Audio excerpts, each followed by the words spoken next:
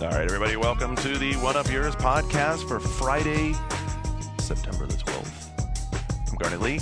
Joining me around the table here today is John Davis and Big Fun David Ellis.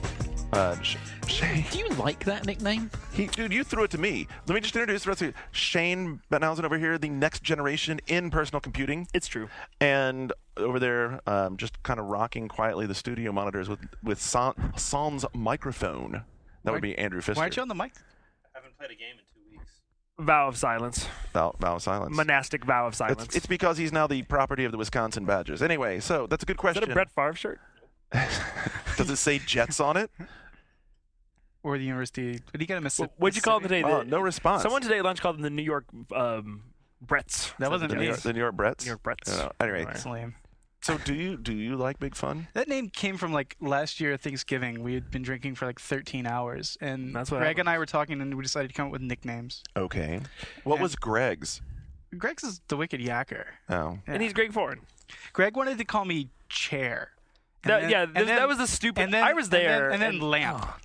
You Lamp. know, you're bringing this all back, and I remember he was an idiot. Those aren't even nicknames. Like, Lamp. Lamp's kind of a cool nickname. Yo, Lamp, Because over in here. England, if you lamp someone, it's hitting them hard. Oh, See, I like Big Fun that's because kind of badass. because I like that now. I In that fucking lamped context. him one. Seriously. I like Big Fun because it's a good nickname, and it's also they're the band in Heathers who sang "Teenage Suicide, Don't Do It." Wait, really? Yeah. Oh, shit. Big Fun actually is, I think, a pretty good nickname. I mean, if you don't like it, I got no problem with it. Well, I know Garnet. You know, I only asked because he rolled his eyes when you said it. So you're not a fan of nicknames for you. I know people have tried, and you're not a fan. It's- Not a fan of the nickname. I haven't heard one that stuck that was any good. I could Kenshi say Master? I could say one right now that you wouldn't like. The Dallas Scrambler? Dallas Scrambler is pretty good. Scrambler is dumb. It's dumb. How about what why do you do I hate Dallas? scramble? Shane's No, got go one. ahead. Shane Go ahead, has one on the Shane. tip No, of his go tongue. ahead. There's two. Okay, which ones? Billy Lee, Yeah, which? famous It's terrible. Double Dragon. All right, and Yeah. generally, They're both it has awful. triple meaning. They're triple. How the fuck does it have triple meaning? Like Are you saying he's racist? that, He's a Confederate? yeah, And you surrender a lot. and that, and there's quadruple meaning, and Dukes of Hazzard, my favorite show. Anyway, Nice. Yeehaw! God, now dude, you are now Cooter. I realized as a kid, I was Shane Cooter back. okay, Actually, Cooter is an awesome nickname for Shane. That might have just completely stuck. Come on, Coot. So as a kid, I'd watch that Dukes of Hazzard, and Hazzard is in Kentucky, so I felt like all connected to it. And as a kid, I thought it was an adults show. I thought it was like being all like sophisticated, Oh, yeah. watching like adult programming, and then like later in life, I realized no, it's totally for kids. Anyway, Coot. Cooter. Coot Bettenhausen. Coot. Cooter? Cooter. it wouldn't surprise you to know that growing up, Your nickname was Cooter? no, but I knew a Cooter and a Bubba, and I'm not kidding. Totally Like, legitimate. Given names, not nicknames. Those weren't their given names, but that was what they went by. Yeah. Well, Anyway, so it's an auspicious start to today's episode of the Yours program. What we're going to do, of course, as always, is we're going to do what you've been playing in the first segment. Shane and John both tell me they have plenty to cover. so- I didn't say that. Yeah, you did. No, I have 3.5 games. Well, what is with you in the you half? looking He's, he looked wasn't at the really title looking screen. at one of them. he's all about the half loads today. I don't even know. Is that a joke? I don't even know. Awkward. In the pre-show, you're like half soiled Michael Jackson drawers, whatever the hell that was. Yeah. What was that? It was the kids one. Why are you grimacing? You were the one who brought it up. I didn't bring it up. I just It's brought just up. fun I to just stare brought- blankly at you. I know, seriously. He It's brought like, up the "Oh, Naked. He you're brought up the sure Naked about it." Brothers band. I did bring up the Naked For Brothers For band. Wii. Yes. Yeah. Coming to your Wii this All right, fall. so that's And that. DS.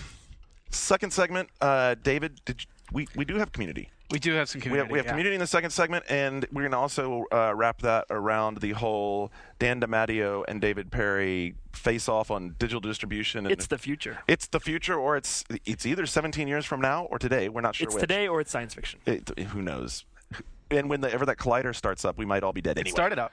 We're No, fine. they haven't started colliding anything yet. They My- they're still weeks to months away My from mother smashing called me last atoms. night worried about black holes, and I'm not kidding. For real. So there you go. You know, walking the streets of San Francisco, we have to worry about black holes, too. Ouch. Wow. All right, so that sets the rest of the tone for the show. And then we've got news. News. I want to just tell you that the bookends for news are NPDs at the start, Uwe Bowl at the end. That is all you need Doesn't to know. get better than that. It does Mother not load. get better than that. That is a mother load. All right, so since you have the most, John, you start with what you've been playing, and then we'll see where we go from there. And Shane, you pour me. What shall I start with? Should I start with something that's not out yet? Yes. All right, MotorStorm, whatever it's called. Hey, Pacific that's. Rim. All right. I'm really surprised because they announced the. I just want to say something real quick. I'm sorry No, for really? I apologize for interrupting. I was stunned that they announced the release date and it's so close. It's October 28th. Yeah. Because Shane, you remember what it looked like at E3? It looked like it was still sort of like multiple texture passes away from being finished. Well, and It still looks like that. yeah, a bit. It's still Some of the levels are yeah, really good. but it's still, I think, much like the first one, as a demonstration of here is how much shit the PS3 can throw around demonstration. It's even more impressive than the last one. So Really? right, the version that I've been playing doesn't have much of the mud and water effects in it. So it sort of hints at the particle stuff, but it doesn't do the sludge on the screen stuff that the first Have you one gotten did. any of the lava levels yet? Because that's what I've No, been dying to see. Like, I really want to see the We have volcano. videos of it. I haven't I seen think we captured footage this week. I've been all busy and shit. Yeah. So I that's got good. I got 2 discs this week, and one of them had the one I've been playing the most time with is the new sort of jungle-y level, which is a lot more impressive than any of the levels in the previous MotorStorm. And Cool. the handling, they've kind of tightened up the handling. There's new vehicle types. There's new vehicle types. It has monster trucks in it now, which are really good for going because there's a lot of water in the levels now. So you're sort of going through rivers and. Well, and also the water cools you down. That's a new element Yeah. they added to this as well. 'Cause Yeah, so can even if your car's not appropriate for going in, if you take it through some shallow water, it'll cool the boost down faster. So when So you you come out the other end, punch you it. can really it punch slows it. you down, but it's strategic. So the monster truck, is it like really loose handling? Like how does it handle compared No, to the but other it's vehicles? very bouncy. So like if you drop down into a riverbed and then boost through the river, when you come out the other end, your suspension has so much give in it that you can Yeah. get a lot of height, and then you can land on somebody and take them out. Cool. So there's more of a. I mean, there was always that sort of unspoken combat element, yeah. and again, it's not very explicit, and it doesn't encourage you to do it, but there's more stuff that you can do. See, I was all about the combat. Once I realized how fun it was to play the bikes and ATVs because you could kick people, that's all I did in MotorStorm. I really enjoyed it. Yeah. So I think it's going to be a really good way of saying, of justifying the PS3 because of how impressive it looks. Sure. But my biggest problem with the first one was that it got so samey.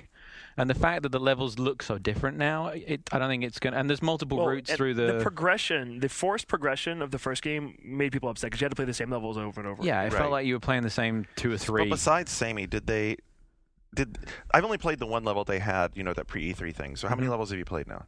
Like 3. Are any of them incorporating anything beyond just anything to make the tracks more interactive? Where like What do you mean? Okay, Like so they in the showed trailer, that, like the trailer has that really cool part where like the tree falls and then like that changes the alignment of the track and like anything like that where you have like new shortcuts that are opened up or changes. It's all her. I mean, like the thing about the trailer is it implies that it's sort of very dynamic, considered. Oh, Right. I'm going to go do this. And much like the first one, I mean, like split second after you notice it, you're like, oh, next time round I should do that. Okay, so there's no grandstands, but there's definitely a curb and a road and a spot you're driving in. Yeah, but it branches a lot more often than. I mean, the last one would branch for the vehicle types. Yeah. It was like if you have a heavy thing, you go low, and if you have a light thing, you go high. I still think that's the brilliance of MotorStorm. Like the multiple paths and how you can use them strategically. When I played other games like Baja, I was just so bored because it's like where are the other places to go? And there's more, I think, for the combat. There's more opportunity to force. Because a good combat thing when you were playing online was if you were in a truck, you were going to go through the mud, but you could force guys on the really light things to go in the mud with you if you hit them on the right side, and it would slow them down, bog them down badly. So there's a lot more because there's a lot more variety. So it's not just plow through the mud. Now there's mud and there's different types of rocky terrain and there's water now as a major thing. And like I had it on, and everyone that walked past sort of when it on was like, holy shit, what's that? I mean, it's one of those instantly like, oh my god, I didn't know games could look like that. Did you try 6-axis? No. Because like when the first game, I didn't try it at first, and I could never learn it. Because once you learn the first way, you can never go the other way. Well, Ryan's been playing it. O'Donnell. Oh God, he's all about 6-axis. He's been playing 6-axis. One of the things that jumped out at me when he was playing it, the lighting looks really good. Yeah. Like especially in that lava level, like the sun's kind of setting in the background, and just the way it goes through like some of the jungle trees when you're on turns looks really cool. It's like a cool filter effect. Yeah. Okay, I agree.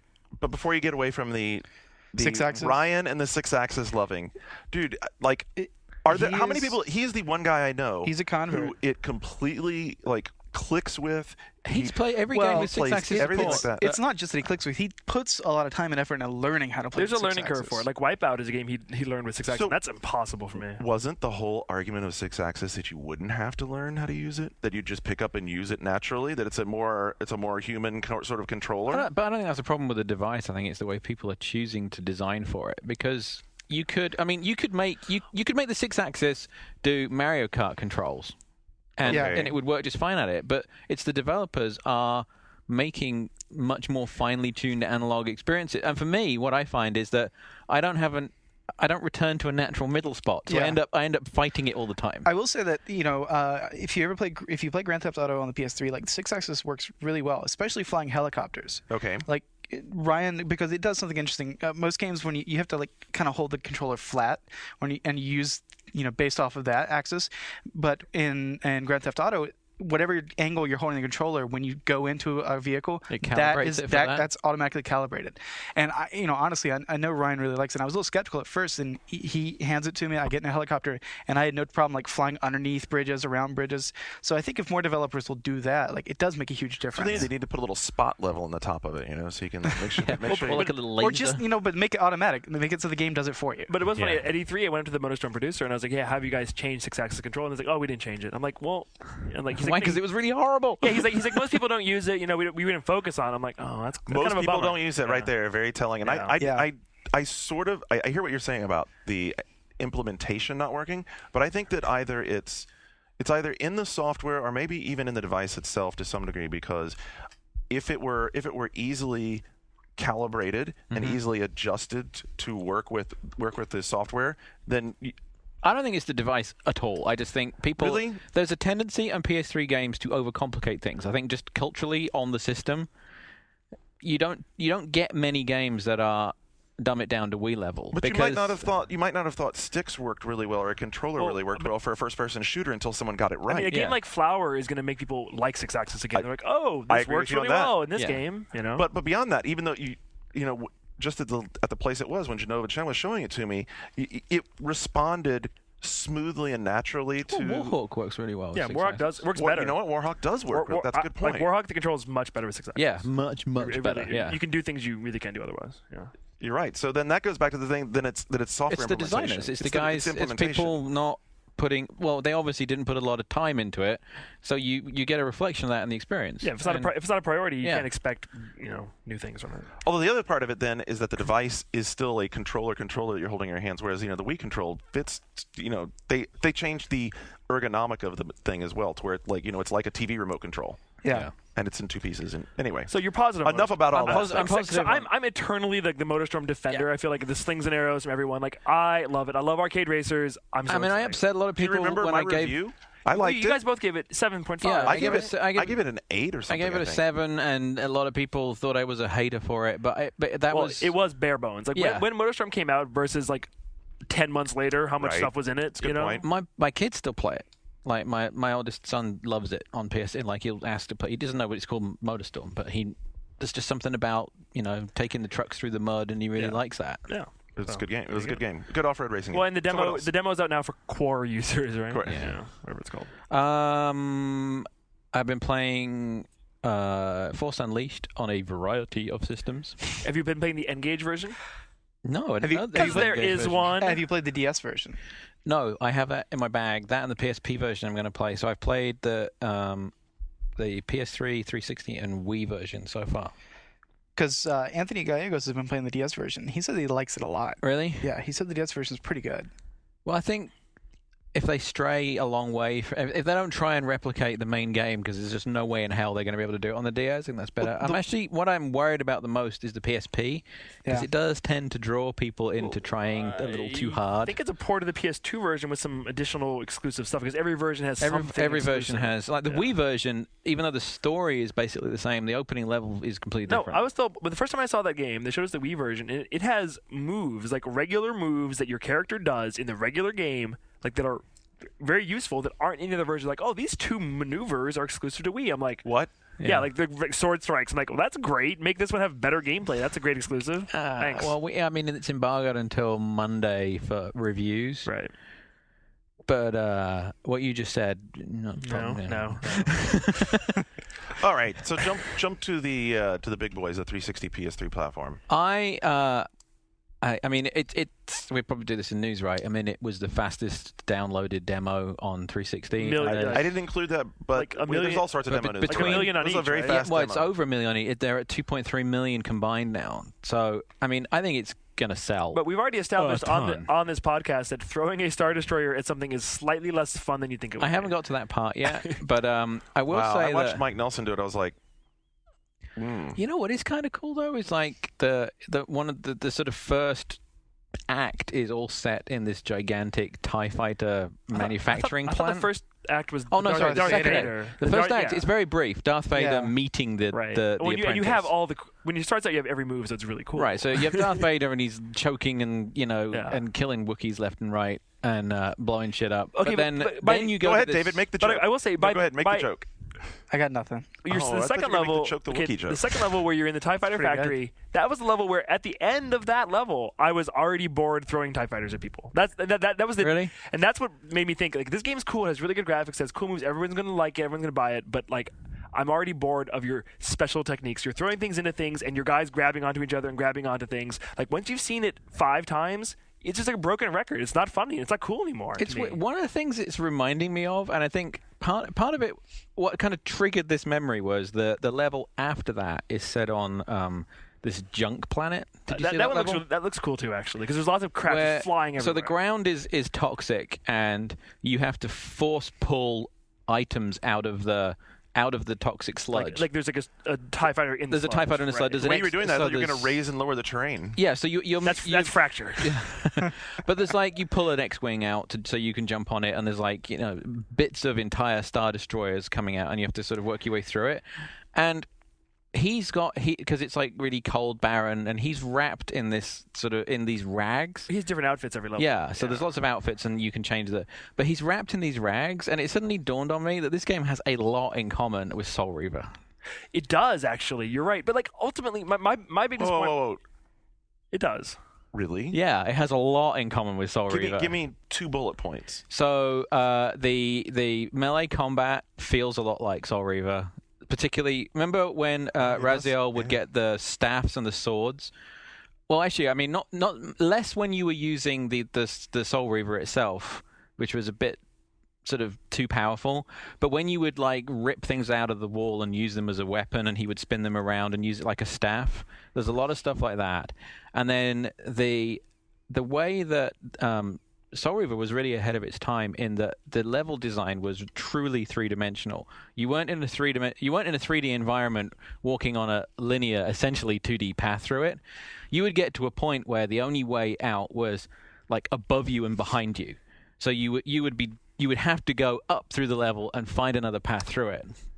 And it was real and the Dreamcast version was like that was what, apart from the fact that it was stunning, it was the fact that it really used 3D space. Okay, my observation of this game was that the level design seemed very linear. It seemed like enemy rooms, like they're kind of disguised, but yeah, you're on a straight path. Here come some enemies, you beat them, you raise the next thing, you jump on it. More enemies come, like it didn't seem like there was much exploration or platforming. To me, it was a little basic. Because if you want to find the holocrons and the doodads, the Sith doodads that to upgrade, there's a massive upgrade system in it. There's like 3 different types of ability that you can upgrade, and you have to collect and absorb Force stuff in order to be able to do that. And if you're going to nail that earlier in the game, so you're completely badass at the end, you can't follow the linear path through the level. You have to, because there's a lot of stuff in the TIE Fighter factory where there's an elevator shaft through the middle, and you go through, where they're bringing the wings up and then they're clamping them onto the bodies. And there's like the set piece rooms, like the things with the giant laser welders, and you have to, you can like force grab the laser welder and point it at the stormtroopers to kill them. And so you can follow that main path, but if you don't break off and do the other shit, you're not going to find the really cool stuff, because like the choke and the lightning and the throw, and there's like there's his ability with the lightsaber gets upgraded as well. you can throw it. There's throwing it, but there's also what he does with it when he catches it is an ability as well. So at a basic level, he's holding it backwards like he does in Soul Calibur, and he fights and he has a few moves. But as soon as you start, there's like these flourishes that you can buy, and what he'll do is if he catches it when he has the flourish, he'll like spin it around, and if there's anything standing near him, he'll take that out automatically. And then there's stuff with the blocks where in the Wii version you have to twist the Wii remote to do blocks, and it's really kind of strange. But in the 360 one, if you have some of the blocking upgrades, he'll be like walking along and he'll just like, he's not even looking, and he just sticks his hand out and a laser bolt will bounce off it, or he'll stick the lightsaber behind his back and flick it back at somebody. And so there's just a lot of cool. Isn't just that like, the way a badass Jedi apprentice should be? Right. I mean, the whole time, right from the very beginning, you're never not a badass. He's definitely a cool character. You go from Darth Vader, who has everything, and you just like annihilate everybody, to being the apprentice who's a badass, and over the course of the ensuing like 12 hours becomes even more so. I mean, it's like, okay, so how is the story and how are the boss battles? they changed the gameplay a little bit in the bosses, so I saw like a Rancor fight. That's what I saw. it gets a bit Power Stony. That's not a bad thing. What? Necessarily. Wait, now we've touched on some interesting comparisons here, the but now we have Soul Reaver. Well, no, Power Stone. actually, Garnet, the Stone. Wii version has like a versus fighting game that is straight up Power Stone. Yeah. It is. Really? And the boss Yeah. fights are so what it does. So throughout the whole game, it's Andrew's in. it's behind the Ladies and gentlemen. This Ladies and much gentlemen. talking about Star Wars has inspired Skip Fister to And end his Fister. monastic vow of silence. Hello? Hey, what's Hello? that, Skip Hello. Fister? Yeah, it's me. Yeah, I was on the review for EGM. Ah. I'm like kind of like wanting to played jump this in game? a lot on this too. I'm glad you jumped in. So throughout the whole game, you're playing it, and the camera is very Soul Reaver. It's behind, but you can swing the camera around, and it'll pretty much stay there. So if you want to run along something where there's a huge abyss, and you want to run sideways, looking across at it, you can do that the way Soul Reaver would let you do that. I think your gain might be really high because I got some hiss when you came in. Yeah, that happens. He's just hissing because he's so angry. I have to boost it up a little bit. Oh. We'll take it out. But so Okay, good. so the boss battles, you'll be in a room and it essentially closes it off, and it pulls the camera way back and kind of locks the camera in place, and the camera swings around the environment instead of following you around the environment. It's more dramatic and cinematic. Yeah, so then the two of you are on the opposite side of the thing, and the fights are encouraging you, because what it's trying to force you to do is use your force powers as much as your lightsaber, because you can go Is in the and just Star Destroyer a boss? No, it's kind of like a end of a level thing. Okay, But, because I was watching it, what it sounds like but you're describing, most- it works the same way as the bosses. Yeah, though. most of the boss battles are like Jedi versus Jedi, or like Yeah. Jedi power Okay, versus that Jedi makes powers, sense. and that's Do you it's like fight- a face-off. Do you fight Yaddle? No, you do not fight Yaddle. She's in the back milking. John, did you get to What the hell is a Yaddle? You don't need Oh, to. you- We No. talked about this like Female 20 Yoda. times. Yeah. on the council. It was Yoga. Yaddle month on one up last month. It was Yeah. Shane talking. I tuned out. Is an unhealthy. Did you get to the boss fight at the end of the junkyard? yes. Yeah. Yeah. Did you like it? Yeah, I mean, Really? I mean, it, Andrew didn't, evidently. Me and GC, like Giancarlo, like it drove us nuts. Like most of the boss battles are kind of Yeah. iffy on that. The way I was hearing them described, are there like quick time events in the game? There are finishing moves. fin- For the moves. bosses, right? Yeah. Yeah, but Yeah. you can't fail out of them. It just kind of starts the cinematic. It goes Ah. back. So it's like Why have that then? It's the way in Just Indigo to make Prophecy. it a cool You know the way ending. you're playing Indigo Prophecy for 1-Up FM. Yeah. Right? You know the way the quick times in that essentially reset themselves. Yeah. It's a bit like that. Okay. Yeah. And on the Wii, did you play the Wii version? No. So the 360 version, it's mapped to the four, and the PS3 version, it's mapped to the 4 face buttons, and it as long as you hit it when it appears, so it's like Indigo. As long as you Yeah. hit it when it's on screen, you don't have to hit it instantly. Sure. The Wii version, you are shaking either the nunchuck or the remote. Yeah. It's like a is it's left or right. So you basically. just So it's imprecise then. It's Yeah. easy. Can you Yeah. shake it like the whole time?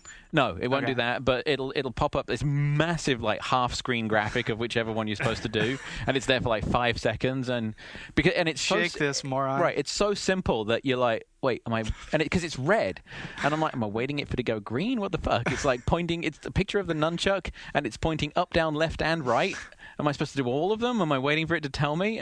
But no, it's just do something with your left hand. Just moron. spaz out. But no matter what, it's going to sell a million copies. It's gonna sell a lot. We went to GameStop this afternoon, and they're having a midnight launch for this. Yeah. Really? At GameStop. There's a big. Are they Best doing the That's costume just, thing? I don't Yeah, know. there's Oh, a yeah, I big heard Best there's Buy costume, party at the yeah. Harrison. The official event is Sony, Lucas, and Best Buy have some big launch event, and all the voice talent's going to be there, and all the the sort of senior producers and All stuff. right, so one of the things we're going to do in the second segment is we're going to talk about licensed games and what it takes to make a decent one, because there's a bunch of them coming this fall, too. You got Yeah. Bond, and then we saw Pete Wynot's Wanted, which I was shocked. Wanted actually looked pretty good. Yeah. You've had a bunch of comic book games over the summer, so we'll talk a little bit about that. Let's move on to something else. We've done Star Wars. Oh, by the way, I want to say something real quick that I've thought of. For those of you who are wondering, there is a very core group at a certain developer that would love to make that next Soul Reaver game. Oh, that would be good. Does IDOS still have the license? Yeah, I mean, well, because It's still where it was. I mean, it was a Crystal thing. Right. It's still where it was. And it was Amy Hennig's baby, who's now at Insomniac. Yeah. Insomniac? No, Yeah. Naughty Dog. No, Naughty Dog. Naughty Dog. Uncharted. So she was she was driving everything force. about that. She was Yeah. the driving force behind it. But it was such a cool universe, and they really fucked with it when they did the two of them at the same time. Still, I think Blood Omen 2 is underrated. It isn't terrible. It's not as good as the Soul Reaver It's not games, as good but as the Raziel it's not stuff. terrible. Anyway, So I just started playing Locke's Quest. Anyone else playing that? that's the Drawn to Life DS RPG. The- that what that yeah, is? well, it's a tower defense game. Oh, okay, it's not an RPG. With bits, and I haven't I was seen showing my age with Philip earlier on because I was saying that it had like Landstalker flavor to it, and he was like, "What?" Yeah, Landstalker is a classic. And he'd never heard of it because I think it came out before he was born. Young Philip should play Landstalkers. It's very good. There was something about it that evoked that kind of. I mean, it's isometric and it's got that kind of cool, and it's an American developed game, right? Yeah. It feels like an American developer trying to channel a Japanese developer. I mean, it's got that trying to be Wouldn't be very the first. tacticsy, but it's fun. I like it a lot. A lot of talk, a lot of chat, like Japanese games. Okay. It spends a lot of time explaining itself to a you. lot of text A lot of text. on DS. That's A lot of unskippable text. Oh. Fail. Hang on. Mercenaries 2, but you guys beat that to death last week. And then Well, hold on. And then you used the exact same argument to make a completely contradictory point about Spore, I noticed. All right. Well, before you take the shit out of me on that, Mercenaries 2, thumb up, thumb down. Thumb up. Nice. I like John Davison. All right. So now you can take your piss out of me. Go ahead. No, I just thought it because you... For what was the argument? Well, you guys were arguing about Mercenaries and its quality versus its fun factor. Okay. And then you had basically the exact same conversation about Spore, and sort of overwhelmingly the conclusions were completely opposite. But I the believe I argument, was consistent But the throughout. argument was How the so? same. I don't think Well, I was one of them, inconsistent. the group was essentially, well, yeah, it's fun, but it's flawed, so it's not that good, apart from you. And then Spore was the same argument, but everyone was like, Backwards. well, that's good. Yeah, it's not fun, but it's awesome. You were consistent. Yeah, You were kind of the heart of it, though. Well, were you anti-Spore? I don't even remember. No. I'm pro Spore. Even though it's furthering its evolutionist agenda. Have you read Anti-Spore? I have. Oh, boy. Yeah, that can't be real. best Rickroll ever. Yeah, Maybe best Rickroll that ever. cannot be real. I don't know. It's like, either that he's a very What do you mean it earnest can't? It's not- individual. It's a lot of money to spend on anti-Spore. All right, so you got into some Spore. A lot of Spore. Yeah. And So where do you fall on this game? Galactic. I love it. Wow. Okay. I'm starting it Do this you love? weekend. Are you finding that you're gravitating towards one of the 5 segments, or are you loving the game as an overall game? I love the game as an overall game, and first time through, I didn't like the civilization phase, and then the second time through, when I understood it better, I actually quite enjoyed it. What part were you not getting? I was playing it wrong. Okay. I was thinking too hard. Yeah. And I think so we one of- actually, But like people Will complain talks about that in one I of the was news reading stories too we much have. into it, and I was anticipating it expecting something of me that it wasn't. Well, I've heard the main complaint around here is that the first 4 modes are too easy. That's what everybody's saying. Well, and that's it. You get to the civilization phase, and you're thinking that okay, it's stepping it up into more of a real time strategy, and I'm supposed to juggle a million things, and you're not. So if you play it to your expectations instead of to what it's what it's really expecting of you, you over prepare everything. And then the other thing I found is that if you play the game as you start off as a carnivore and you follow the carnivore sort of violent path. Right. You can And- choose at the beginning, right, between carnivore and herbivore. well, or omnivore. But Okay. basically, the decision you make at the cell stage starts you on a path that it's increasingly difficult to veer off. When I found out you can put chlorophyll in your people, why would you want to be a carnivore when you can like make your own energy? Photosynthesis is where it's That's at. very vegan of you. It's very I'm not a vegan. vegan at all. the but- fastest path through the game is the most violent Oh, path. really? So there's a lot of things that it comes out. So violence is the fastest path. You can get to the galactic phase way faster. What is Will Wright if you- teaching the children? So yeah, violence is the path of least resistance. The other thing that Will Wright is teaching children is that vegetarians become religious. Yeah, Jeff was talking about that on GFW this week. Weird. So if you start off as a herbivore, you naturally fall into ultimately the religious pacifism path. Is he saying vegans are preachy? Is that what he's saying? Maybe a little bit. And so omnivores end up, if you follow and you don't force it, omnivores will naturally fall into the economic path. So if you just sort of move with the river of spore, those are the three things that the decision you make in the cell stage. So there's like an inertia in the game that kind of pushes you through it. Yeah, like- I mean you can if you start off as a carnivore, you have to hunt for meat. So you are mean by definition. So you get into the first phase and you're looking around for food, and if you grab a fruit from a tree and you eat it, you throw up and it takes health away from you. So there's nothing dead lying around the environment. So you've got to hunt. So you got to go hunt. So you got to find the thing that you think, well, I'm never going to want to be friends with these people, or you're going to have to think, well, okay, these guys are weak, and so you start this sort of herding mentality, and you're like, okay, the scary people over there, I'm going to go try and make friends with, and you're a pussy, I'm just going to eat you, and What? Oh, I'm sure there are some actual dear. pussy monsters out there you can eat. there's actually on Antispore, the guy found the doggy style humping creature. Nice. But because you're locked into this carnivorous thing, you are sort of mean by definition. So you have to try extra hard to go and be friendly to people, and it becomes very easy after a while when the game is starting to tell you, if you want to complete this phase, just go kill everybody. And you're going along and you're doing the little dance and you're singing at people, and the big vicious scary insect looking monster that someone sent to you is really wants to kill you, and you're like, no, I'm trying to dance in front of you so you'll be my friend. And then eventually you're like, fuck it, and you can annihilate everybody really fast, and then you're on to the next phase. You mean all that dancing I've been doing in front of people, I could have just killed them all? You could have killed them and you would have got a lot faster. There you go. But the space phase is amazing. It's like 3 times as long as any other phases, right? Well, I mean, it doesn't end. I mean, you can keep Right. going and going and going and going. And because now, I was looking today they hit 14 million creations. Wow. They did 1.3 million creations in the last 24 hours. That's amazing. It's insane. And It's the number of insane. users is climbing at a rate of about 40,000 a day. I mean, there's 1.5 million people playing the game now, and it only came out on Sunday. I mean, it's just it's So going and it's a going and going and going. success. It's a success already. That's good. And it doesn't seem to be slowing down. So the thing with the space phase is because there's so much shit Yeah. that if you're not friends with people and pulling automatically from their sporecasts or whatever, just the random shit that it'll throw at you, you're never going to exhaust it. Yeah, I've seen a lot of people making the obvious Star Wars, Star Trek, Battlestar Galactica, all that I shit. made an Enterprise, and I made a Cylon Raider, and I made a Homer Simpson and a Sideshow Bob race. Scooter said someone made a box with a teddy bear in it, and that was the spaceship they made. The most popular creature in Spore right now is a puppet. Have you seen it? Uh-uh. It's a pair of disembodied hands with strings coming off them and a creature at the bottom, and the hands move the creature. All right, That's I've- amazing. That's I've- pretty I have awesome. a question, John. So, Spore Creatures for DS and Spore whatever iPhone, that's not the same game. And It's not the same game, and they're not connected either. right. So, do you think Spore in its current form will work on PS3, 360, and Wii? I think you could do real Spore Real Spore. on console, What about Wii? especially on Wii. I was going Really? to say, that's the one they've talked about the most. Yeah.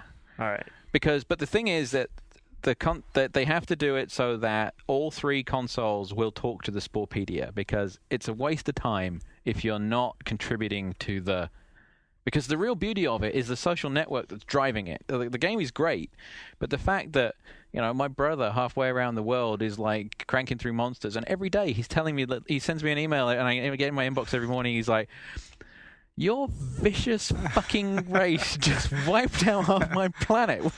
What are you doing? Because the other thing is, regardless of where they are whether you're controlling them or not, if somebody has your race in their game, you get reports about them. So I'm getting stories from him about, I just wiped out your guys because they were pissing me off or whatever. But I also get a thing in the My Spore page that'll say that my creatures just had this big fight with somebody and that they wiped out whatever. And so you just become you can become addicted to just the information that it's spitting out. When you're like invested in your world, right? No. And it means you do create. You can go through this sort of creation phase and you build a lot of stuff, but then you do tend to build one race and just become very attached to them.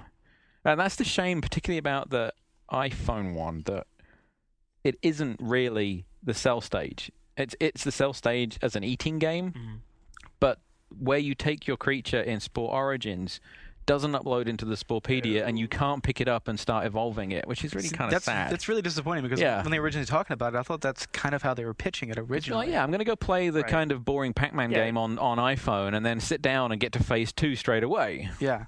Sort of like Forza and the whole Xbox bullshit of you're going to have your car on your cell Remember that? Bill Gates coming and saying you're going to be able to design your car? Live Anywhere, where is that? Live Nowhere. It worked out really well.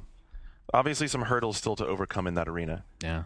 I think that what's exciting for me when I look at Spore, and obviously you guys know I'm just sort of sitting here listening and going along because Spore, I need to play it some more, but I have to say that the game part just sort of left me sort of ho-hum. Don't overblow that. Not in a super negative way. The space part is great, but I've seen that done better. I think the thing for me is that each of the 5 individual game pieces, as Will has said, are their own unique genres. And every time I'm messing around with one of them, I think this is cool, but I like another game that's just focused on doing this better. You need to become invested in something that you've made. That's when it becomes. I agree. That's when it really snags you, and that you are. I think that's because cool. Because you get to a point where when you hit tribal, 3rd stage, you can no longer affect the physiology of your creatures anymore. They just evolve. So my guys were these sort of angry, vicious, cynical, nasty things that were killing and eating everything that came into their path. Surprise! And I worked for you. I remember that. And so they. When they evolved into the civilization phase, like in The Sims, they have these little thought bubbles about things that they're thinking about, and all my guys were thinking about nuclear war and tanks. And Nice.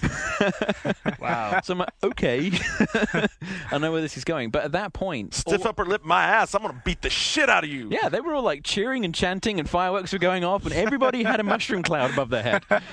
And boom! You made Republicans.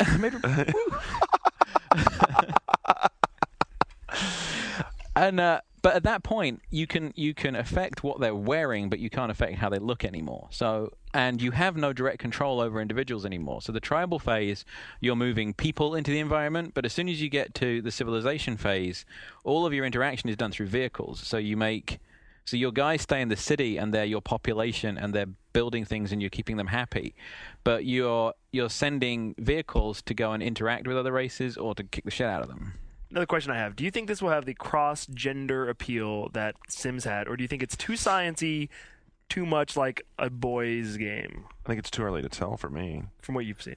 I think I think there's just a fascination around play, because there's the creators. You can not play the game as well, because every type of object in the game there's a creation tool for, and it's delivering on the old J. Allard.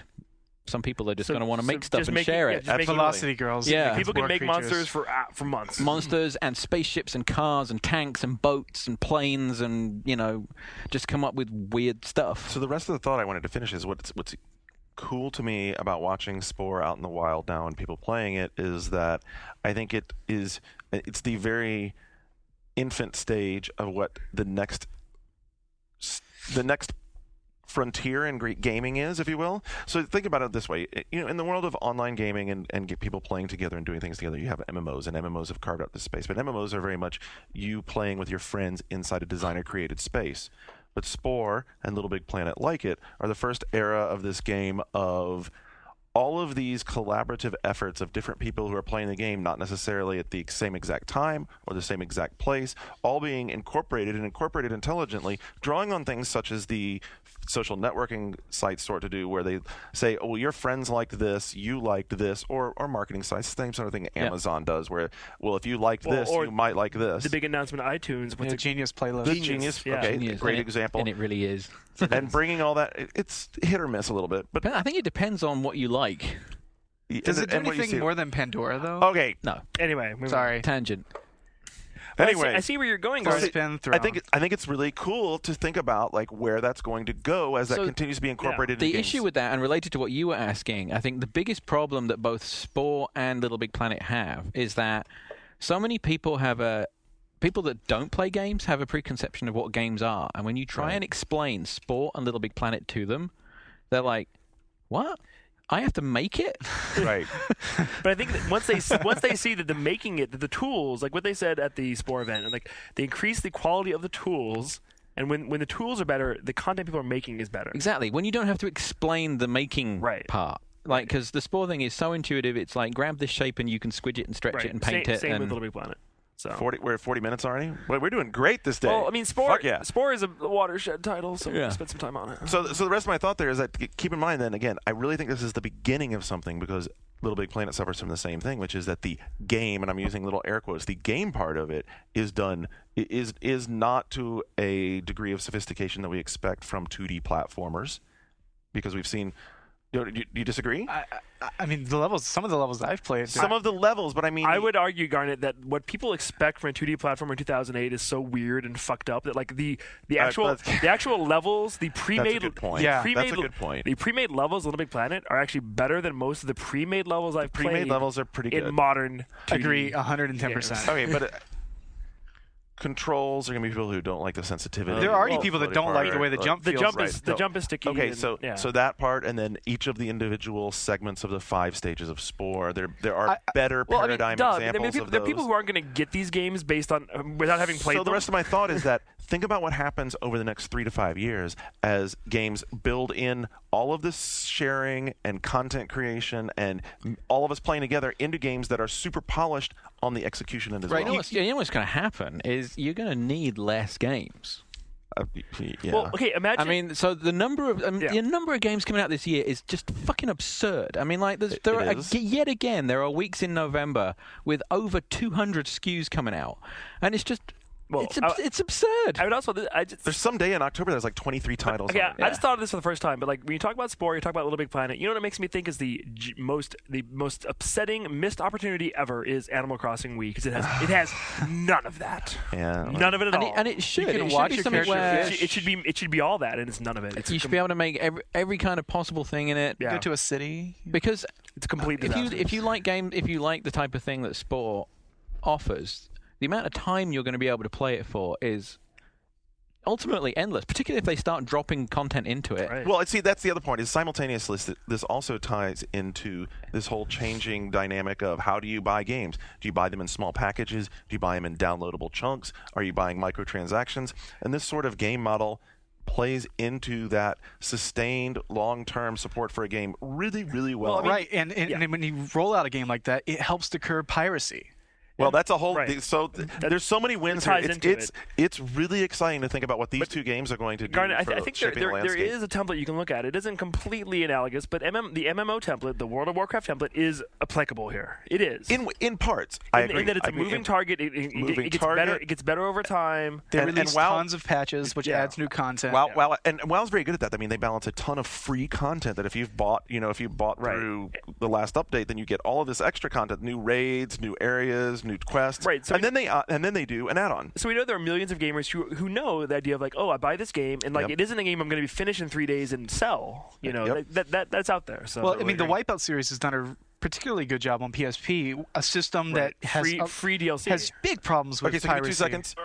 Do you Burnout. have anything else you wanted to talk about? I'm done. Yeah. You're done. Okay, then let's talk about we've only Wipeout. talked because about- we've I only went and played Wipeout just 45 yesterday. minutes from me. Sorry. Dude, by the way, it was a good 45 Well done, John Davis. Yes. Yeah, way to go. here. Way to bring it strong. Well, he is playing the 2 biggest games of the week. So Yeah. Well, that is. It's no Indigo Prophecy, but Hey, I love that game. I'm enjoying it. We adored it. I adored All right, it too. Wipeout HD, I adore. Man, dude, Wipeout HD. I have to say that I intentionally. Okay, were you a Wipeout fan back in the day? Yes, I've always been a Wipeout fan. What's the best Wipeout? XL. You're right. All right. I'm gonna What shake do you mean your- I'm fucking? Wow, I just saw a little heart pop over I thought Shane's head. you were gonna say something retarded. Dude, I mean wrong. There was no hesitation. Dude, fucking XL Being was retarded the isn't shit. stupid. I thought you were gonna be like Fusion. I love the Dude, loop. XL was. All our foreign listeners are going, what is Wipeout XL? It was XL was Wipeout 2087, people. 2097. Okay, I'm sorry, but to me it's Wipeout XL, and Wipeout XL was the shit. Well, because Ryan O'Donnell, Wipeout fan extraordinaire, he is in some wacko world where Wipeout 3 is the best Wipeout What? that I don't live in. I don't live in that world. So. Dude, XL was Nobody the lives in that world. Nobody. Well, Ryan O'Donnell also uses 6-axis controls. No, Ryan's like, if you bought the European re-release. Oh, bullshit. Anyway. So besides Yeah, Excel he's being playing the through shit, Fahrenheit on the backlog.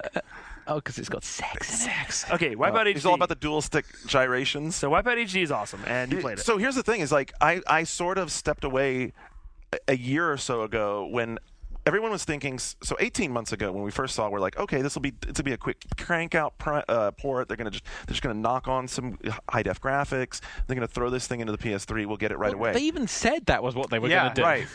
And I think what Because it was a stopgap game, right? Initially. It was a stopgap game initially, and I think that what I saw, and so I stepped away from it because I was like, okay, this is taking longer and longer, and there's something not right here. Well, The kids so- were stroking out. Yeah, part of it was the epilepsy problem. Yeah. which was the zone mode. Yeah, Because which they've the zone- changed. They've changed the zone mode. They've toned it down. It's still really cool. Its zone mode now is very much like a 3D interpretation of the way the stages work in Pixel Junk Eden. In that every time you get another stage forward, it's like hitting one of the Spectras. The colors change and the music changes some. Yeah. and it's cool. So I mean, I've not seen it recently because the original pitch was this was essentially like Wipeout Prologue, same kind of attitude, right? Where it was, But not we'll like give you, $40. yeah, we'll give you the pieces of what Wipeout is going to become, but not the whole thing. So what it is now, I would say, is more of a best of tapas of Wipeout done in absolutely jaw-dropping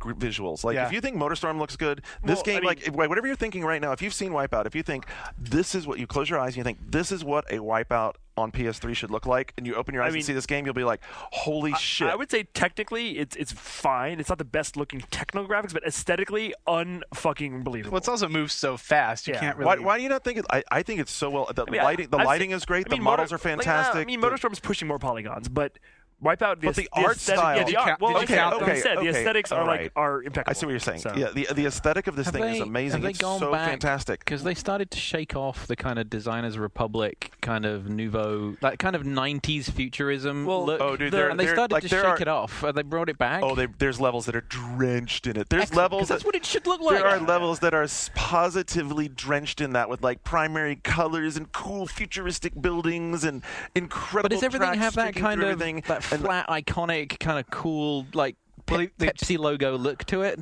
They've tweaked the UI a bit too. It depends on what did level they- you're in, well, because did the they- levels did have they- different styles from different eras. So they're pulling levels from different. They're the Wipeouts they've levels done. from the PSP games mainly. But did the HUD get fixed? The HUD was kind of They've crappy. changed- What? I saw somebody said that. What did you hate about the HUD? I hated it. We both hated it. Everybody hated it. They've HUD changed it. Oh, they changed it? I haven't really seen it much. The HUD just- comes it was- across the top. It was big. It took up a lot of space. The Oh, font, no, the fonts were ugly. I Oh don't no, know. it doesn't. Yeah, It doesn't. It's much less Okay, obtrusive. good. Yeah, it doesn't take a lot of space. There's a central.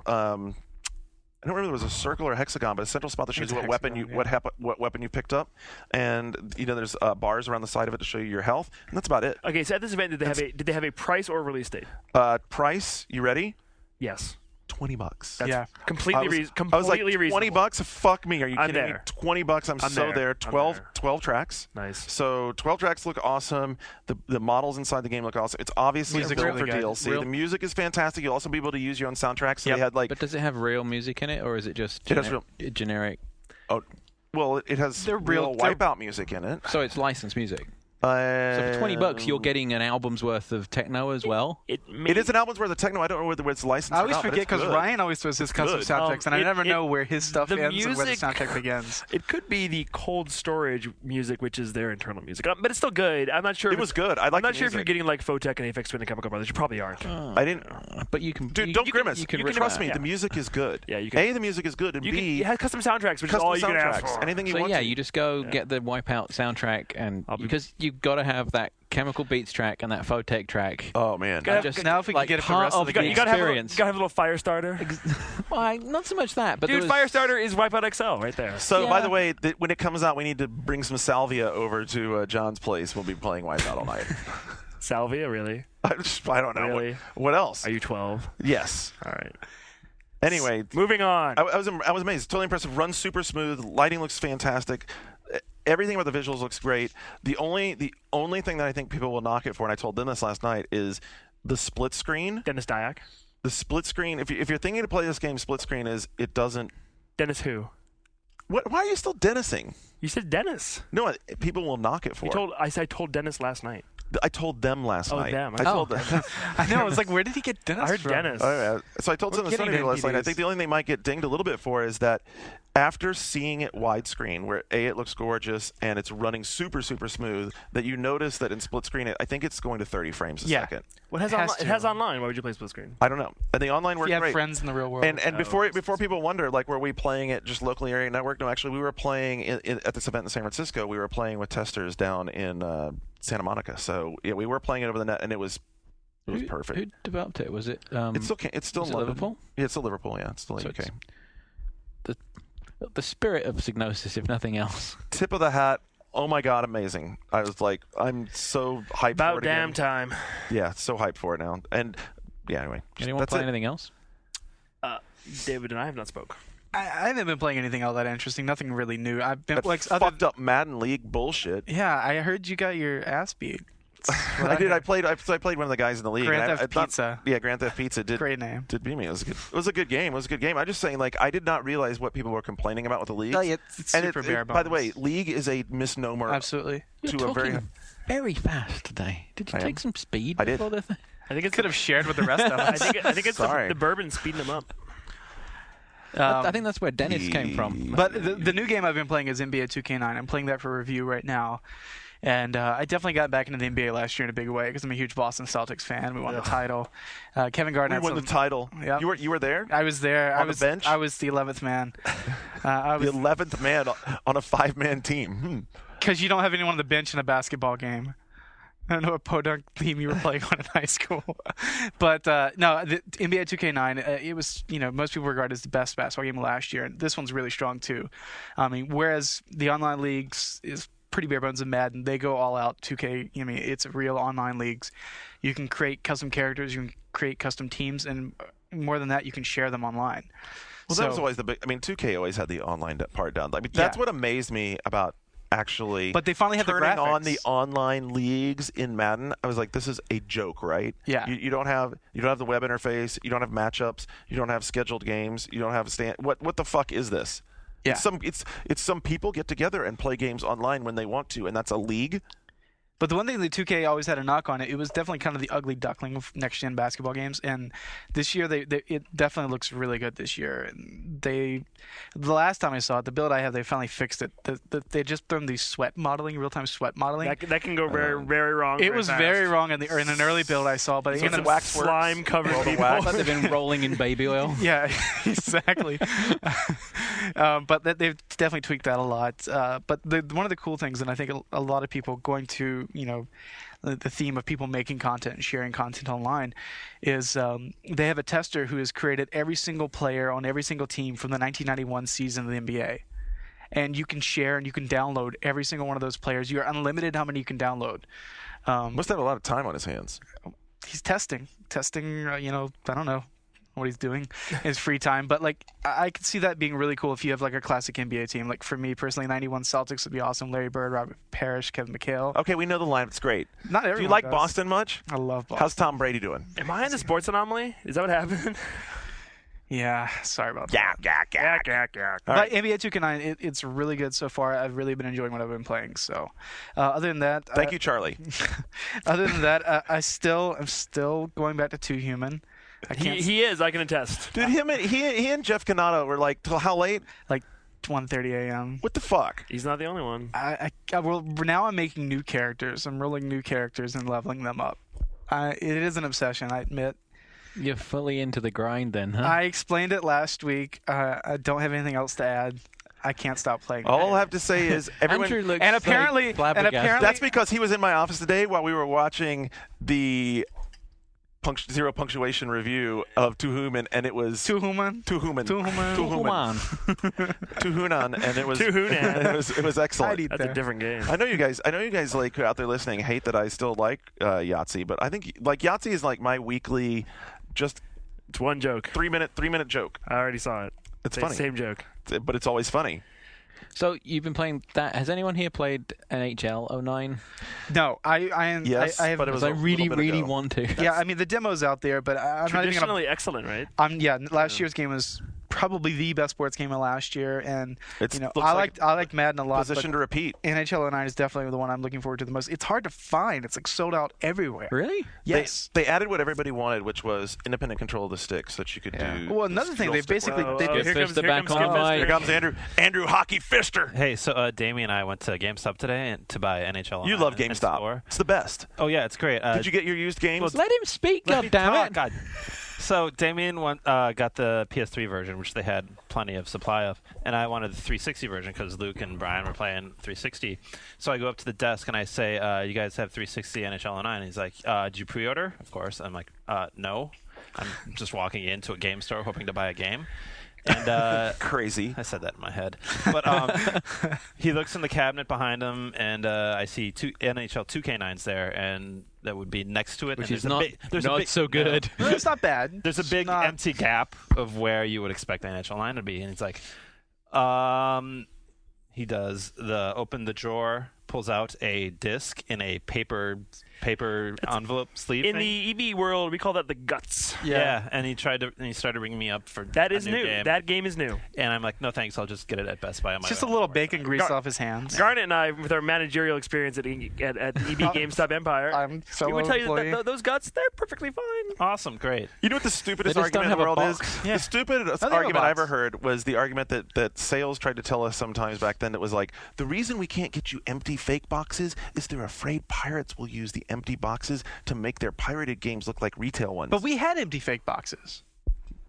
Imagine We'd that. get them like 6 months before the game really? came out. You did? Oh. Anyway, I really want to get NHL 9. I'm dying to play it now. But we'll Likewise. talk about it next week. Yeah. Yes. Tomorrow's headline on Kotaku: One-Up reports Xbox 360 of NHL outselling PS3 version. I would suggest Best Buy. I think I watched Cessler's soapbox too much. Toys R Us is really good these days. Really? Our Toys Yeah, R- exactly. Our Toys R Us closed we and don't- we don't- became a Best Buy Oh. by our house. That's They used to be Toys R Us. It evolved. That used to be Toys R Us. Yeah. that was kind of an upgrade. Anyway. All right. Do I get to go now, or are you Yeah. still going? No. I didn't have anything I interesting. haven't playing that Indigo much Prophecy, but I've talked about that, and we'll be talking about it. So. on the One Up FM Kids Table. Yes. So I played a little Soul Calibur 4 against David Ellis here, and I won back all the money he'd lost. When Oh shit! You when got I bitch. Oh shit! handily defeated him, and he stormed out all upset. It was Completely fun. Wait. Handily defeated me. What was the Yeah. final score? What was $1 million to what was the nothing? final score? I don't even remember. It was 10-9. Something. Doesn't matter. No. I've never seen the air go out of someone's sails as fast as it just went out of David's. He was like, "Oh." I was not going to bring it up, but like here's Of how. course you were. Here's how it went down. Shane has been playing a lot, playing his barista nonstop. All his My online Starbucks friends. barista, he's pretty good. He's pretty good. All his new online friends that he's been playing. A lot of 12-year-olds told him about the Naked Brothers, explaining Okay. everything to him while he's playing. He's Right. been playing a lot. He's much better. I've also been defeating Jason Allen from Capcom handily. Well, button Yeah, masher yeah, extraordinaire. he is. He plays Mashy. But I did start out really rusty, and Shane was up 7-3. We played at best of 10 every Well, time. and then once I was obvious I was going to win, I switched to some like Horseshit. Z tier characters to try to like let I'd you still win. beat you. So- no, Still beat you. no, Still I beat- came still back. I came back, and we were tied 9-9 There was an epic final battle. going into the last. But the last epic battle is Shane bitch move Bettenhausen figured out how to throw me while I was standing up, and it was not a low throw either, Cooter. and did it 4 times in a row. Yeah, Cooter Bettenhausen did it 4 times in a row. Yeah, whatever it takes. All right, so that I've also been playing the last. forgot about okay. that. Dude, by the way, nice, All right, I've nice. also- That was the wait, dude, whitest wait, high five I've way ever to seen in my represent. life. Way to represent and bring it back. I've also been playing The Last Guy for PSN, and I really like it. I know a lot of people don't like it. Have you, anybody here tried it? The Last Guy? I I've watched heard you about play it. it. You watched me play it, Yeah. and like it's if you haven't seen it, it's like this crazy. Don't play it on SDTV No, less than you- 24 It's the inches. digital map survival yeah, thing, right? It Yeah. uses satellite photography Yeah. of real places, and so like it's a strict top-down game, and you're like this little guy, and your job is to go rescue all these people who are hiding in buildings and parks. And you like herd them back to like safe Right, there's area. different monsters, zombies, and giant insects who are like walking around, and like it's funny. Each territory, the game they get is like their country. So the first level here is San Francisco, Fisherman's Fisherman's Wharf, Wharf, yeah. then you go to like Arizona, then you go to somewhere else, and so in Europe you're playing in Europe, in Japan you're playing in Japan, and it's very kinda cool. simple. It's like an old-fashioned arcade game, like it's like I haven't seen a game specifically like it. It's a weird mix of like it's just like you're hurting people. yeah, it's like Pikmin meets Robotron Meets Lemmings, meets maybe. Lemmings, Yeah. but I found it oddly engaging, and like the music's really fun, and yeah, I'm kind of addicted to it. It's $10. Is there a demo? I wish there was a demo. Is there? I don't know. You said it's $10. $10. I'd buy that for I wish there was a $10. demo though, so people could see if they like it, because it is kind of weird in the I same way think that the like maps element really. But brings if you it home don't, for if you people. don't have an HDTV, Yeah, don't buy this game. you have to have an HDTV, bar none. Like, But it makes a huge difference. yeah, I like it. What else have I been playing? I've been playing Metal Slug 7 for DS. I hadn't played a Metal Slug since like 3, and I was like, do I still like Metal Slug? I do still like Metal Slug. Who knew? There's like 6 characters, different abilities. It's the same game, It's the same game, but it has a map on the except second it has screen. 7 on the end of it. Gigantic explosions. It's one better. Yeah, but than you know, 6. I remember like 10 years ago, I liked Metal Slug, and I haven't played one in like, I don't know, 8 years, and it's still good. So that comes out in like October, I think, for DS. And I'll pick another DS game called Rubik's World. Because like I remember liking Rubik's Cube when I was 6. Yeah. And it has a very realistic Rubik's Cube, and you can play like a larger Rubik's Cube. But then there's like 10 other games. Some are like Brain Age, some are like a dropping puzzle game. So there's actually a lot of different options. And I was kind of having fun and getting addicted to it. Tangent off of Rubik's Cube. Have you seen the Tiger Woods video? Yes. The Oh, walking yeah, he on actually water? did. No, Right. no. No, so when they filmed, I was at EA the other day and they were telling me about it, and that when they were doing the shoot for the real commercial, and then they had some time for the spoof commercial, the walking on water thing, they did that, and then they had like 15 minutes at the end, and they pulled out a Rubik's Cube and they said to Tiger, can you put a square peg in a round hole? And he's like, there's no fucking way I'm going to be able to do that. And they laid it down. He did it twice. Second time he got it in. He hit the Rubik's Cube. Well, what he did, into the hole, chipped it in. He adjusted the Rubik's Cube, so it was kind of like star-shaped. It was almost a little star-shaped, bit. yeah. So it was more like a ball. But a Rubik's Cube is way bigger than a golf ball. Right. And he was like, there's no way I'm going to be able to do it because it's not going to fit in the hole. Right. Yeah. So he It had kind of stuck halfway it in was the like a hole. pitching wedge or whatever off the side of the thing, knocked it, second try, got it in the He hole. knocks it out to the right, and it makes like a sharp left turn And right it at the and it hole spins, and goes yeah. all the way in. Dude, Rubik's should add that. They should add that as a mini game. The weirdest mini game in it isn't even a game. It's like it gives you all these different colored cubes, and it's like, what does a tree look like? And you like make a tree out of these different cubes, and it's like, thank you. And it's like, what does a cloud look like? And you're just like teaching it. It asks you like what different things look What like. does a game that I'm about to put down look like? There's no right or wrong. It's very like existential. I don't know. It's kind of weird. It's expressionist. That's what I've been playing. All right, that was wow. That was It was an esoteric melange. It's a very eclectic end to the what you've been playing segment. And All right, David Ellis, this weekend, I will once again kick your ass at Soul Calibur. Just to let you know in advance. If you're not too angry to play, after you stormed out. you would put a little extra leverage on that. What do you think? I'm fine with that. No, a little Money? extra. I'll bet him extra. What, Scott? What you're asking is it hot in here? Yes, it's totally fucking I think hot. Scott's in like, keep it down. Scott's like, don't set the sprinklers I got- off. Yeah, don't spread the sink. Yeah. here. Don't spet the sprinklers pot. Okay, sure. Have you been drinking?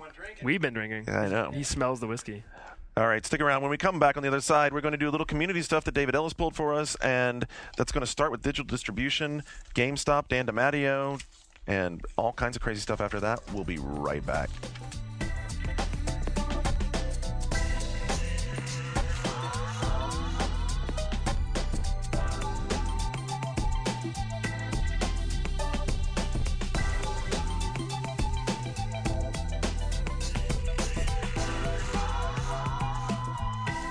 All right, we're ready to head into the second segment. Let me do the second segment a little bit differently here.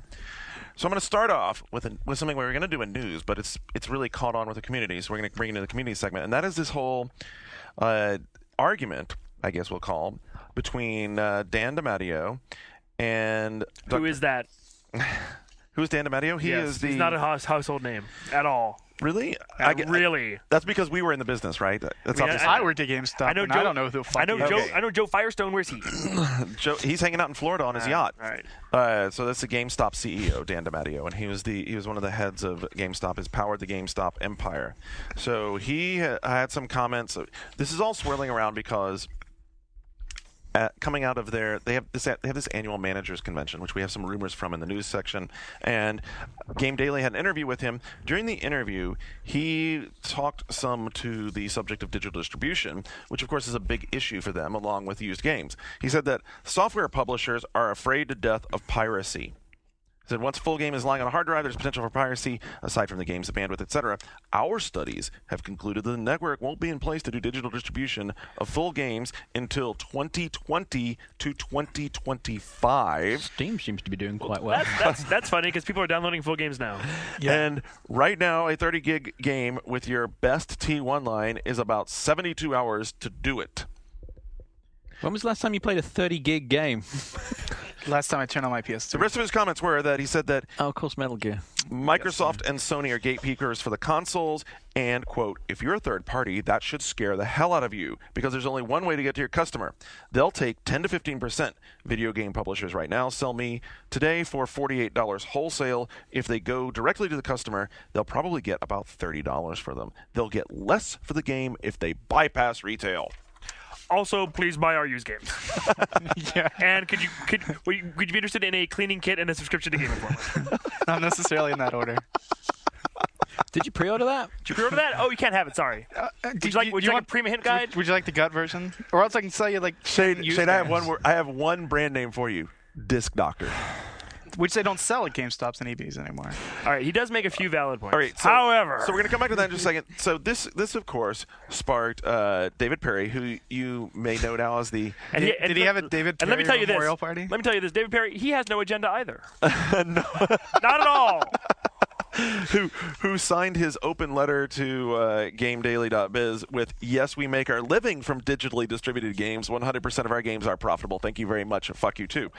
He says that, so in response to the 12 to 17 years away from downloading digital games, he says, I know he's got to pretend that digital distribution isn't relevant to protect his stock price, but I guess Steve Jobs is miles off course then, referring to iTunes and its he quotes 100 million digital downloads in the first 60 days of opening the digital distributed app store. I don't know for sure. Is that accurate? That's a huge number. I mean, the crisis that the music industry is facing, hey, the game industry will be facing that same one. And Well, GameStop doesn't, they're just trying to stop the inevitable. Now, for wherever the rest of this stuff that David goes off tangent with, I think that one analogy that he makes that is especially on target is this one. He says, just like the disruption the camera industry experienced, you can hope digital won't show up, and you keep selling film cameras, or you can embrace the future. Then he says of DiMatteo that he's running the shop that sells the film. Yeah, and Polaroid stopped making Polaroid film this year. There's a huge thread on our boards, and Esky514 has like pulls to that point is that iTunes exists, but CDs still exist. Vinyl still gets pressed regularly. Like, game and music industry might make for a poor comparison, but why do people think digital distribution will make retail obsolete? If anything, it'll complement the tangible product. No. I don't know if I Short buy into term, the- short term. but long term, there is definitely a changing landscape you here. guys were at the Wipeout thing. Well, you were at the Wipeout thing last night. Are they doing a disc-based version? Probably not, right? No, there's no. It's There was $20 download. For a only. $20 game, it doesn't make any There's no sense. disc- there's no 'cause you have to disc pay for Blu-ray and you have to pay Right, press. but isn't that surely that is an indication of we're going to get more of that? Like, Oh, I absolutely. want to buy Wipeout HD. Oh, that's not available at GameStop. I'm sorry. So part of this, and Perry goes on to move right into the big bugaboo for publishers, which is the whole used game situation. He says it's interesting because they are digitally distributed, so they don't worry about this. But then he purports to talk for the entire industry, saying this: what we object to is that our key retail partner decides to pitch our consumers with rhetoric like, "You'd be crazy to buy the new copy when you can buy the used one for less, and we guarantee it will work." I don't think there is a single game publisher that would disagree with that. Oh, there's not. I agree with him that that's what the publisher's saying. I think it is ironic that he doesn't have to worry about that at all because he's in digital distribution already. I mean- he's already escaped from that.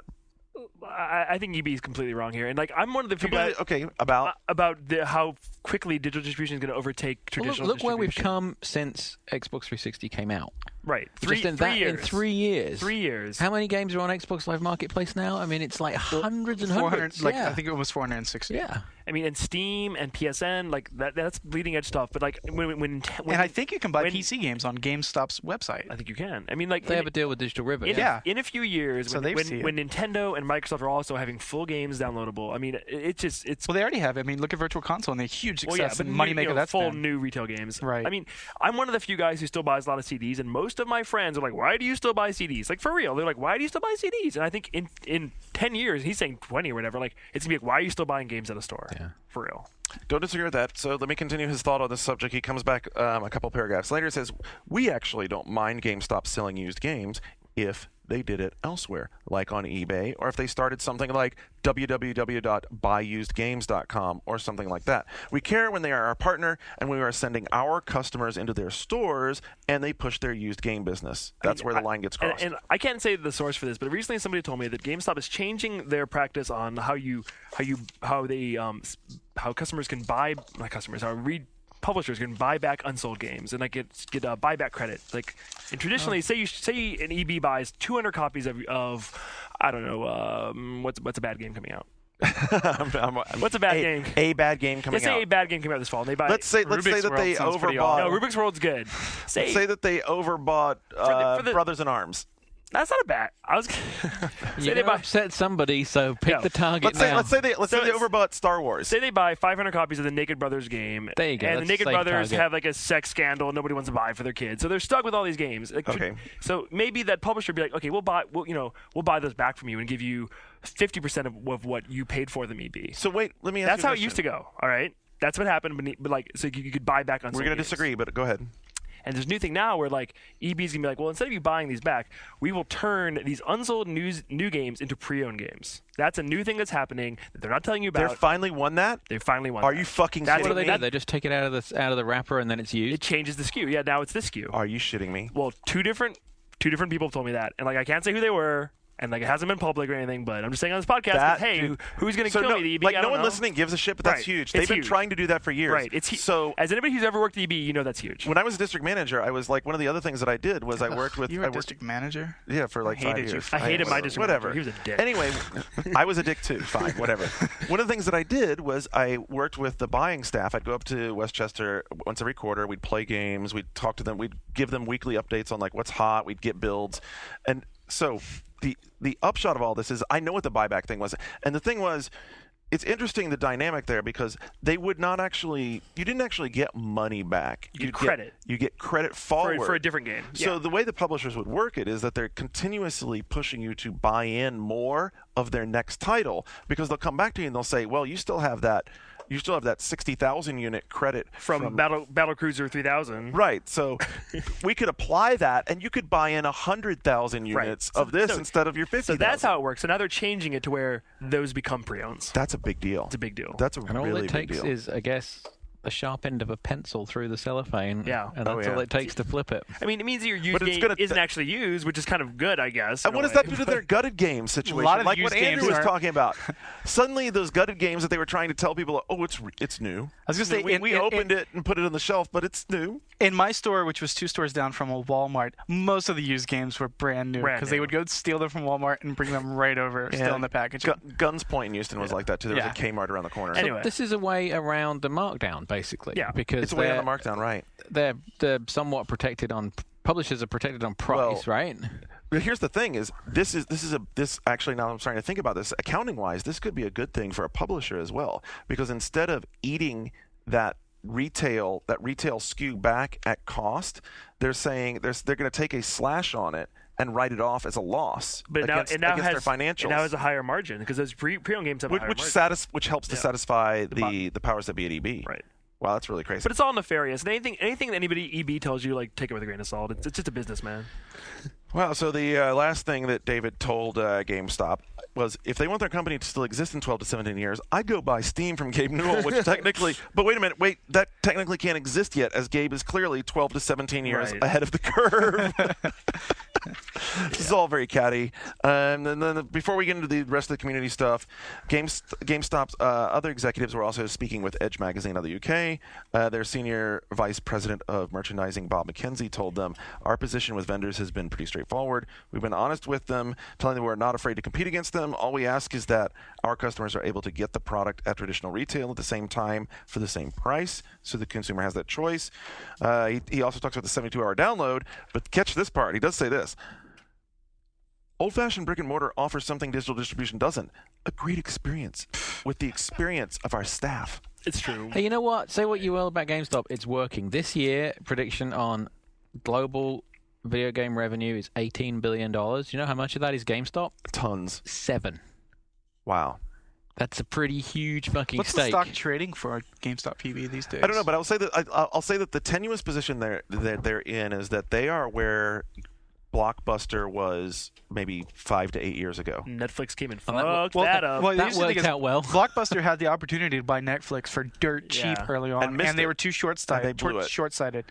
My thing is, I mean, I wonder when I worked at EB GameStop, like so many of the customers were unsatisfied with having to be pressured to be pre-ordered, and that seems to have only gotten worse since I left the company a couple years You ago. can't walk in there these days without them saying, "Would you like, Yeah, what are you looking at? Oh, whatever. Do you want to pre-order it?" Well, and, no. and this year I famously decided to not go along with any of that bullshit. The day Metal Gear Solid 4 came out, I walked into EB. I'm like, I want the limited edition. I didn't pre-order it. I know you have extras. Sell it to me, and they did. It's a lie. When they tell you those things, it's all lies. And one of one of our users makes a good point. I definitely agree with them. Is if every game in GameStop can be easily downloaded through digital distribution, then all the people that are too lazy to go to the store will just download and say goodbye to half the pre-orders they try to push, because there's no you should have pre-ordered the game, then you shrug, because then there's an unlimited amount of downloads, and that they have to change the user experience. I will say the only thing in the GameStop in support of them is the fucking Comcast draconian caps on downloads, and that kind of bullshit is a big issue. So Comcast right now is capping at 250, but there are some services that are hinting that they'll cap it much low, 250 gigs. 250 gigs well, is a Comcast lot of used to content. cap it lower.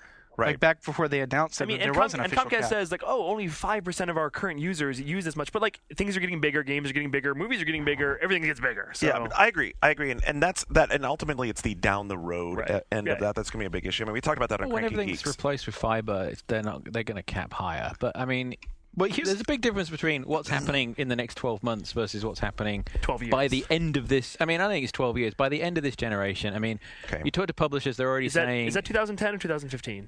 Wii 2, there's a lot of people starting to say Wii 2 2011 now when you talk to publishers. So that's the beginning of the next And generation. A lot of people are saying fall 2010 for next Xbox. Yeah, so, I mean, I was off by a year, if that's true, by the way. I don't think it... 1 year. I might have been off by 1 year. All you fucking haters. Hey, dude, Halo Studio working on Halo 4 for next Xbox. That's right. Fall 2010. Apply for jobs now. Pre-order now. Would that be a GameStop? Cat helmet confirmed. 7-Eleven.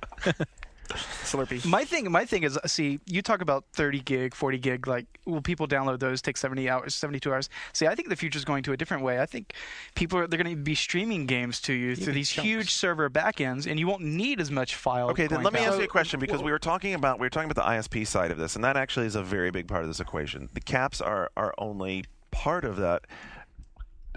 And everyone accuses me of it. I'm actually going to say, I'm playing devil's advocate here for a moment. If Comcast is facilitating all of this trade, or whatever ISP is facilitating all this trade, don't they in some way deserve some part of the pie? I mean, Information should be free and should not be controlled. They're not controlling exchanging but information. they're not controlling it. but They by- are simply they're providing the conduit. By your logic, then people who are making orders via phone, the phone company deserves a cut of that because they're facilitating it. That's good. Does that hold up? And they're already taking Okay. a cut by charging an arm and a leg for the... Andrew was going to jump in. No, I just wanted to say that's the first time you've ever admitted you played devil's advocate on this show. Will you now? Thank you for that. Will you now admit that last year at TGS, when you said you didn't? Shut up. All right.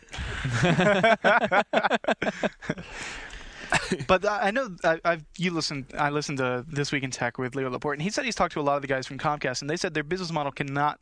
This is what they said behind the scenes. Their business model is built on them selling premium product. Right. They cannot survive on just a data distribution Because they because can't. their I understand pricing. that. We just sat here and talked about it.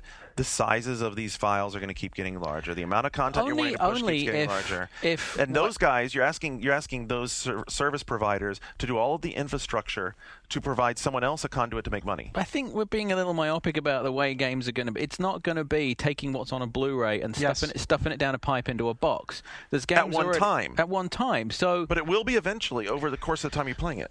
but a game like Wizard 101 is an 8-minute download and it streams constantly. So over the course of playing the game over months, you may have downloaded 5 gigs of game. Have you checked out Wizard 101? Yeah, it's great. And Should I check it out? Yeah, the client is like 5 meg. See, I look at it more of the way you look at the way the PSP and PS3 when you can, play your PS3 games and it streams. The file that's coming out to your Right. PSP is much lower, and I could see them doing something similarly through server backends. Speaking of digital distribution, next year every single PSP game is going to be downloadable. All of yeah, them. Every game that comes out. D3's already announced. Every first party PSP games. Every with digital first party, download. every third party PSP game shipping starting next year. should have done it You like can a download year it. or two ago. So is that the preface to PSP2, or is it just? I think it's an indication of It's where the death of UMD. It's the death of UMD. Did we bury UMD about 6 months And the after it came out? and the publishers Sony rejoice. didn't.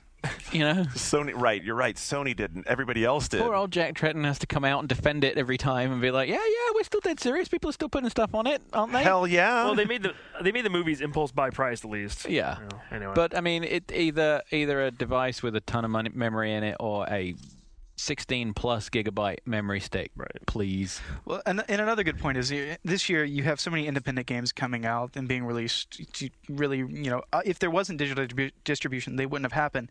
And Wally Watt, who has an amazing Princess Leia cuddling C-3PO in bed avatar. I'm going to need it back to read. But basically what he says is look at Jonathan. Look at Jonathan Blow. He spent $180,000 of his own money in making Braid. Yeah. Right. I mean, if he had to, on top of that, been able to pay to press up discs, discs, Blow presses dicks. discs, boxes, manuals, speculate on how many he could sell, and then distribute them around the country, that would have been feasible without digital download. Right. So I mean, Because the further adds. Physical distribution of anything is old. archaic. Yes. Like, I mean, just like the magazine business, sticking things on trucks and getting them halfway across the country is just a pain in the ass. I was just telling John before we started that there's this band of Montreal, their new album. It comes on a CD, or you can buy it as a download with one of these different objects, like a kite or a mobile or a lamp or something. There's all these crazy things you can get it with. So it's like you buy, so you don't steal it. We're going to give you something else with it. Like that's very to generous. incentivize you If not want stealing the cool thing. I want the mobile. with the mobile. But at some point, publishers are going to realize that the retailers need them more than the other way around. Yeah. Because they got to sell something, and the publishers are making the new But games. what I think what'll be interesting is how the model manifests itself. Because like in music, iTunes is essentially a central storefront that everybody has to funnel through. Right. The way it's going right now is that the platform holders own the doorway, except on the PC. And I think, what people like GameStop are eventually going to be fighting for is how do we get in on that? Yeah. Well, and Well, you know what? Maybe their avenue is to find a way that they become part of the financial support of how the ISPs are able to bolster their network to provide the digital distribution network. Or so like someone like Comcast partners with a Exactly. retailer and says, we are going to be the engine. We're going to be the retail and the distribution engine That's behind exactly this it. storefront. Yep. And that's going to be the way that they scale it. Maybe you could have smaller stores and have like demo stations with in-game download kiosks. Another good idea. Another really good idea. Definitely. There's got to be a way to make money out of it. That All was right. the Andrew Pfister pop in, pop out thought of the moment. I like that. I think we have Probably. a new system for me. Nice. Let's have a mic ready. I like that. I'm sure in 1963 the milkmen were like, people will never buy milk in stores. In 20 years we'll still be delivering milk to your door. Hey, if there weren't milkmen, you wouldn't exist today. Wow. All right. So in the open, we also talked about the Star Wars game, which also has a demo that's been super, super heavily downloaded. There's been a lot of response to that, but it brings up a bigger question, which is we had licensed games over the summer, as has been the rule the last couple of years. They were very much driven by comic heroes. The big one, I guess. The big one was, you think of Hulk? Iron We've got Man. Spider-Man Iron Man coming. outsold We've got Hulk. Iron Man. So And that, the Iron Man this game is so good, so good. sold a lot. PS2 version sold really well. It did actually. So we have Star Wars. There was a event for Quantum of Solace this week, and there were a lot of people remarking that, hey, Quantum of Solace looks great. I've said that I think Call it of looks Duty 4 engine. I think it looks Yeah. fantastic. So we're back to that same point: is how are licensing games? How are licensed games doing? And what does it take to make a good one? There seems to be a lot of buzz on Mortal Kombat DC. They announced the final character list well, today, right? they had to. Yeah. Yeah, I mean, come on, they've been trickling that thing out every couple of weeks. We've all said I think it's a very smart use of license. I think it's going to do very well. Yeah. All right, so David, give us some of the feedback on the Star Wars, because I don't know, like we've started to see some mixed response. Yeah, I mean, there were some of the reviews are out there, and people are commenting on that. Okay, Let's Go says, does anyone really get their hopes up for Star Wars games anymore? I'm going to play the demo again and imagine the wonderful game that it could have been. Then I'll wait for one of my friends to buy it and play it, and then decide whether to buy it for himself. In other words, to say no. Yes. Tycho from Penny Arcade said that maybe one of the best situations could be if you can find someone else to play the game and you can watch it, you can just appreciate the story without actually having to play it yourself. At least that part's better than the Clone War animated. Yeah. Oh god. But I think a lot of people seem to be liking the demo. Yes. Well, People, it's slick and right, and one thing they may not realize is that the demo is 10 to 15 minutes of what the publisher feels is the best representation of what the game is, whereas a reviewer has to play through an entire game, both the good and possibly the bad, so that when people are playing a demo and they see these bad reviews, their first initial reaction is, fuck these reviewers, they don't know what they're talking about. But then again, they haven't played the whole game yet. I mean, when I was playing it last night, and I was thinking this is going to get really mixed reviews, because it is, like a lot of things right now, it's designed with a kind of casual. I don't know if you found this, Andrew, but it definitely has the sort of new attitude of make it kind of casual, and the focus of it is like super broad. Like I was saying about the Wii thing, where it was just like really simple gestures. Everything about it is like the thing you have to hit is like kind of big. Like it doesn't require any like really minute anything of you. Even with the 360 and PS3 versions, they start you off with Vader and all the powers, and they very quickly give you like the base levels of those powers, like the grab. I thought that was really smart. It was like this is what you're going to become if you stick with it. But if you're into like the hardcore, if you want to get further into it, that's when you have like the 16 combos and the different levels of combos you can do. So, and I have to say, I'm not going to spoil it, but as endings of a Star Wars game go, as the two possible ending, it has two endings. Mm-hmm. Best endings to a Star Wars game I've ever seen. Yeah, the way that it furthers, because it sits between 3 and 4, right? Right. Okay. And it plugs the gap between 3 and 4 very well. I mean, it's mostly focused on, it explains something that happens immediately after 3, and then it picks up about a year before 4. Yeah. But that explanation of the year before 4 is really fucking good. It is. It's pretty good. I'll say it's pretty good. And it's definitely the best in the Star Wars game I've seen. Yeah. It's just, it seems, Whoa. at times it's very... The best of Star Wars games? The story, the ending. how it the fits ending. in with the lore. It's probably How it the fits in with the most movie. better than Shadows of the Empire. I hear Yeah. Jar Jar ends up in Carbonite. That sounds pretty don't awesome. tell me that. We have a screenshot. Because like the various linking of the threads between the first trilogy and the second trilogy. Yeah. Some of it you can buy, some of it you're like, really? This is how this happened? This is how this started? But there's even some really subtle stuff, like where certain, like, just graphical symbols that you see in the Star Wars things, where they originated yeah, like from. the evolution and of ships and technologies, you can see that, and Yeah. that stuff is That really would be cool. I mean, That Well, would be it really cool. seems that that Lucas and the crew over there has learned from like Shadows of the Empire, which is definitely like multi. You had books, you had comics, you had games, and Wushu Monster said I might just play the demo a while and read the book he saw in the bookstore, because you can buy that less than the game. It's not $60, and if all you want is the story, you can experience it completely from the book. And the book, from what I've heard, is doing pretty well. Oh, it's selling very well. And he's a cooler character than Dash. But again, I don't. Dash Rendar. Dash Rendar. I don't think Force Unleashed is like your average licensed game, because Star Wars had 50 plus games, Right. and they had a lot of time. Well, to, this like, is the last LucasArts.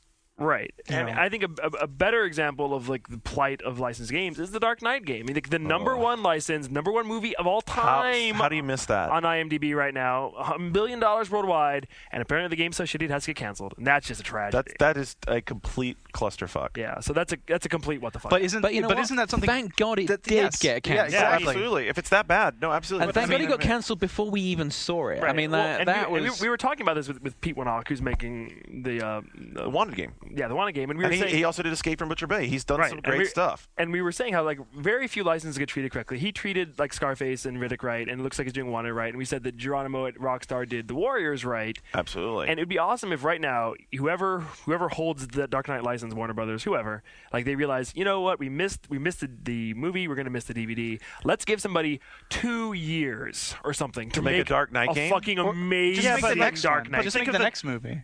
But the Dark Knight movie, it had its awesome action moments, but it was a very like political and dramatic movie Right, too. like, So like, how would you just really translate that? rethink it? Make an RPG. I don't know, make something. But Like, why does it have to be tied into the movie? Why can't it just be in that world? at this point, The Dark Knight is, as I said, the number one movie of all time on IMDb among Well, fans. rated. Yeah. Well, no one it's- rated. All right. So wait a minute. It's a cultural like landmark. Absolutely, I agree with you. Did they ever? Was it ever announced who was developing Dark Knight? Pandemic. So Pandemic. people know it was Pandemic, Yes. right? Yes. Did you in that conversation talk about what makes the licensed game work? Well, his built-in audience. You don't have to sell them on what this universe is. But how do you make it work? I think that's a well, foundation. if you look at the games, What makes one that if you look at the works? games I mentioned, Riddick and Warriors, and it's just a real celebration of everything about that film, going Yeah, beyond totally the film, agree. not just trying to simulate the film, Right. not recreate the film, Not tying itself Exactly, which one-to-one is- translation. right, of but the film. to really capture the world, and Right, and that's what I say. You don't have. It doesn't have to be tied in the Dark Knight. No. It's like be tied in Chronicles that of Riddick. universe. Chronicles of Riddick, you felt like a badass, and you went through all of those different, you went through the whole dark light, what they call Yeah, it, sight, whatever. It's like whatever. bullshit glowing eyes. How you get his No, glowing but eyes thing, you but go through all of the just fist a- fighting, and you're a tough guy. You, Right. you get all of that. But what you're saying, just a Batman game set in the Nolan universe, that wouldn't make me happy. I want a Joker. I want the Joker in the game, Yeah. and I want it to be done right. And And a Batman who's been through those moral ambiguities Right. and really has to search through all of those challenges of am I a vigilante? Am I Exactly. really noble? And really, the weird after effect of this is that IDOS Arkham Asylum game is probably going to be huge just because it is the Batman. Would you game. have enjoyed the Yeah. big QuickTime event when you were deciding whether to blow up the other boat or not? Because that would have been awesome. Spoilers. I didn't say what. I didn't say Come on, who blew up hasn't who. seen it now? Yeah, seriously. What? Are you Really? serious? Yeah. Really? I didn't spoil anything. Gardner for you Lee, there. I am revoking your citizenship. Related to this and related to EA's previous Batman games and other people's games, one of the things, and it's like a really fundamental thing about superhero games that I've noticed, is that superheroes that wear capes never work in video games. I don't know if it's something about the way that the character looks and the way that they could Dude, never get it's the this- cape. it's this- I Did have you not see Capes Are Dangerous? It's just, the Incredibles. But actually. I have not yet seen a game with a caped character in it work ever. No capes. I love all that of sequence. all of the Superman games have been kind of lame. All of the Batman games that have been 3D I certainly. was gonna say 2D Batman Return of the Joker NES was pretty awesome. Right, but that was you have to go back Yeah. that far to find something Your where it works. beloved Raziel wore a cape. No, Well, but it was sort of ragged and you could see him, and It was a shawl. it was more of a It was a shawl. It was like a a decorative scarf. shawl. More of a serape. Yeah. Technically, they were wings. All right. All right, so we lost that. Anyone want to jump in with the last thought on what would you do to make a perfect license game? Well, it depends on what you want out of it. If you're a publisher, like if you're going to sell a shit ton of copies, you don't have to put any money into it, and you're just going to get it back. Iron Then, Man. like, who cares? Maybe. I And didn't say maybe that. not going after the giant games, because imagine how cool like a transporter game would be. Yeah. Because then Whoa. And, you and, can- the, and in the I love inevitable- that. I immediately clicked to that, dude. That could be really. That And could it could be really great. it could be all the best bits of the Driver franchise and the bits that worked from the Stuntman franchise, and there were so many things that could. you mean pull Wheelman? together. I mean, Statham, who's never says no to a paycheck, he's doing Transporter 3. So It's coming out like any day, right? and well, look at the inevitable Max Payne movie tie-in game. That'll probably happen. That could be dire. it's being made right now. Yeah. Yeah. We'll see how that turns out. We'll see how it turns out. But isn't the movie based on the first two games? Yes. So what? It's very circular. They're remaking the first two It's, games. it's the game of the movie based on The game of the movie of the game. Yeah. So there you go. I also think in the past, the people that have explored other things within a franchise, like not do the movie but maybe do the book kind of thing. There's a lot more potential there to explore things more thoroughly. I thought Well, you have to give them freedom. good Lord thought. of the Rings MMO worked a lot better because it was based on the source as opposed to the movies. Remember the awesome Vivendi Universal Lord of the Rings game Oh my God. based on the book? And remember the Hobbit? It was a game, too? pile. Oh, it was so pile of shit. All right. Last but not least, Dave has a excellent thread that is a well, it's not an excellent thread, but it's a good thread because it is a twist. It's a little bit different twist on something we've done several times, and he's searching through the papers. So now I'm going to Phil. Should we while he paraphrase finds for him? this. Well, you said we were going to bring it back and just tease it, and then I put it down. So we're bringing it back and teasing it. So basically, the idea of this thread is this: I found it. okay. Well, Okay. I have Off now you go. filled through to it. Here's the idea. Josh M. started this thread, and he says, what are some of the best games that you saw on the shelves years ago, passed up on, and are regretting doing so now when you finally try to find it years and years So later? this is sort of like one step beyond the pile of shame. I mean, this game didn't even make it to your house. Yeah, you never picked it up. It sat on the shelf. So there you go. Hop into that thread. And Shane, you I'm just saying, can. I'm always glad I bought that copy of Radiant Silvergun for $45 new Oh man, that was well. That's not when you at left my on the shelf. EB. Well, Yeah. mine are from a long time ago. For Spectrum. No, Ultimate 7 Pong. and Bio Forge. Bioforge. That sounds very next gen. I haven't thought of Bioforge. They should bring that game back. Bioforge was essentially EA's sci-fi answer to Alone in the Dark. Yeah. And I never bought it. Put it on the cover of a magazine, but never bought it. I always meant to buy The Colonel's Bequest by Roberta Williams. Never got around to it. You found out it wasn't Colonel Sanders. Oh. All right, on that note, so there you go. Go dig that thread up. We'll come back to it next week, boards.oneup.com. Stick around. When we come right back on the other side, we've got NPDs to UA Bowl in the news. You don't want to miss it. We'll be right back.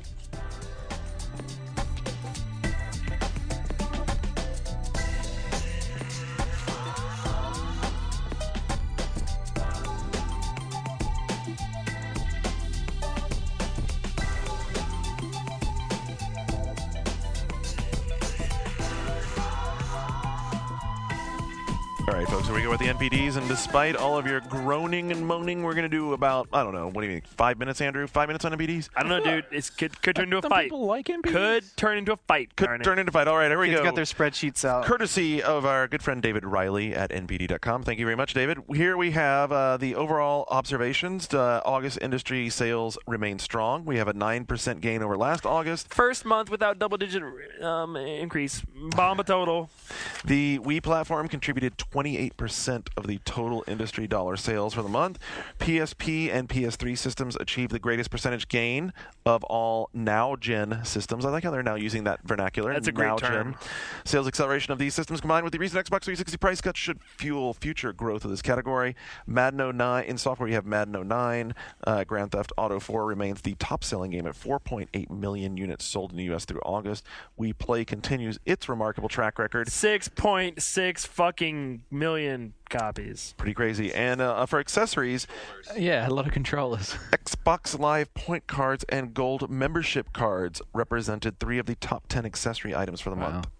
So that sheds a little bit of light on the popularity of the service, as David All right. so aptly put it. So raw numbers, hardware sales, the big winners were surprised, the Wii and Wii. DS. No, the DS. Oh, yeah, DS. DS, Look at that. 500,000 sold. The DS is phenomenal. The DS really Oh, is. they're to 22 million in America. It really is quite amazing as a product. The and Wii is past 12 million now. Does anyone have a silver one? DS? Yeah, it Are they out? came They're out out? last week. No. No. I'm waiting You know for what I I'm want? waiting for a next DS. You know what I'm frustrated about is that I really want the blue coloring PSP that's in the Madden bundle, but I don't want the Madden bundle. And now there's a So PSP that's 3000. entirely blue. It's not like the Cobalt one where the top is just blue. No, It's- it is looks- the Man one it's all completely blue. It blue. looks like it's all blue, and it's a beautiful color blue. It's like the PSP blue, right? No, he's talking about the PSP. Oh, I'm talking okay. about the PSP, right? I'm sorry, did I misspeak? Oh, No, you said it right. Okay, the PSP it's such a gorgeous shade of blue, but I don't want Madden for PSP. And that really. Madden bundle definitely helped the PSP And sales this does it month. have Oh, anything absolutely. screened on the back? Because I like the white one, but I don't want Darth Vader on the in back of it. the promo images, it does not appear to have had Okay. anything. It's got screened on the back. John Madden's Force Ghost on the back. So- Boom. And Play you're your PSP. right, it may well have helped because PlayStation Portable was the number 3 hardware platform for August 2008 with 253,000 unit sales. Coming in after that would be Xbox 360 and PlayStation 3 in a virtual dead heat. 360 ahead by 10,000 units, but I mean, really, across the United but States. also, you have to mention that the 360 price drop happened after this Yeah, NPD it's- period, so it is right. it isn't and the affected. fact we do- that it was coming was fairly well publicized. Yeah. And we already have a whole bunch of rhetoric from Yeah. Microsoft that the sales have accelerated by, what was it? Some of those numbers were up They're for, saying 100%. 5 times. They're saying 6 100%. times. Crazy Well, sales. over one weekend. Yeah. Right. Okay, Yeah. but to the games and to the All right, numbers. to the games. Madden. Let's break Madden, down Madden. Okay, so once again, Madden sells best on 360, just like last year. But the big thing Absolutely. is, from last year to this year, first month Madden sales, the 360 version sold roughly 100,000 more than last year, and that's pretty good. But not considering how many 360s have sold in that time, whereas the PS3 version almost doubled its sales. I would. Yeah, but the PS3, like, the percentage of growth has been much higher on PS3 than 360. I'm gonna draw your eye, Shane, to item number 9, which I think amongst all of the Madden SKUs. Okay, is well, we're getting there. We're getting to the Wii version of Madden. that's the But, big like, disappointment, right? I mean, the whole focus here was that Madden was going to be more accessible, more playable, get in a broader market, and then you go to the broader market console, and They don't care. Well, and specifically, They don't. that cover has a different cover. It's aimed towards Yep. kids. kids. It's the all-play game. Had and the all-play. Brett Despite, Favre's got a big old grin on his Right, face. despite- It's like, haha, Green Bay, I just right, screwed okay. you. Despite Wii having a huge install base, tons of new Wii users, a new marketing push, the first month sales are almost identical to last year's first month Wii sales, which proves that all play did nothing. You've got 1 million units sold on the 360, But I think you've and got a tenth Right. that many Okay. on the Wii. Yeah, so 1/10. once again proves third-party games don't sell on Wii. But you've got to throw a lot of that at the feet of EA. That Okay. all of the Madden marketing that you saw on great TV was point. for the 360 version.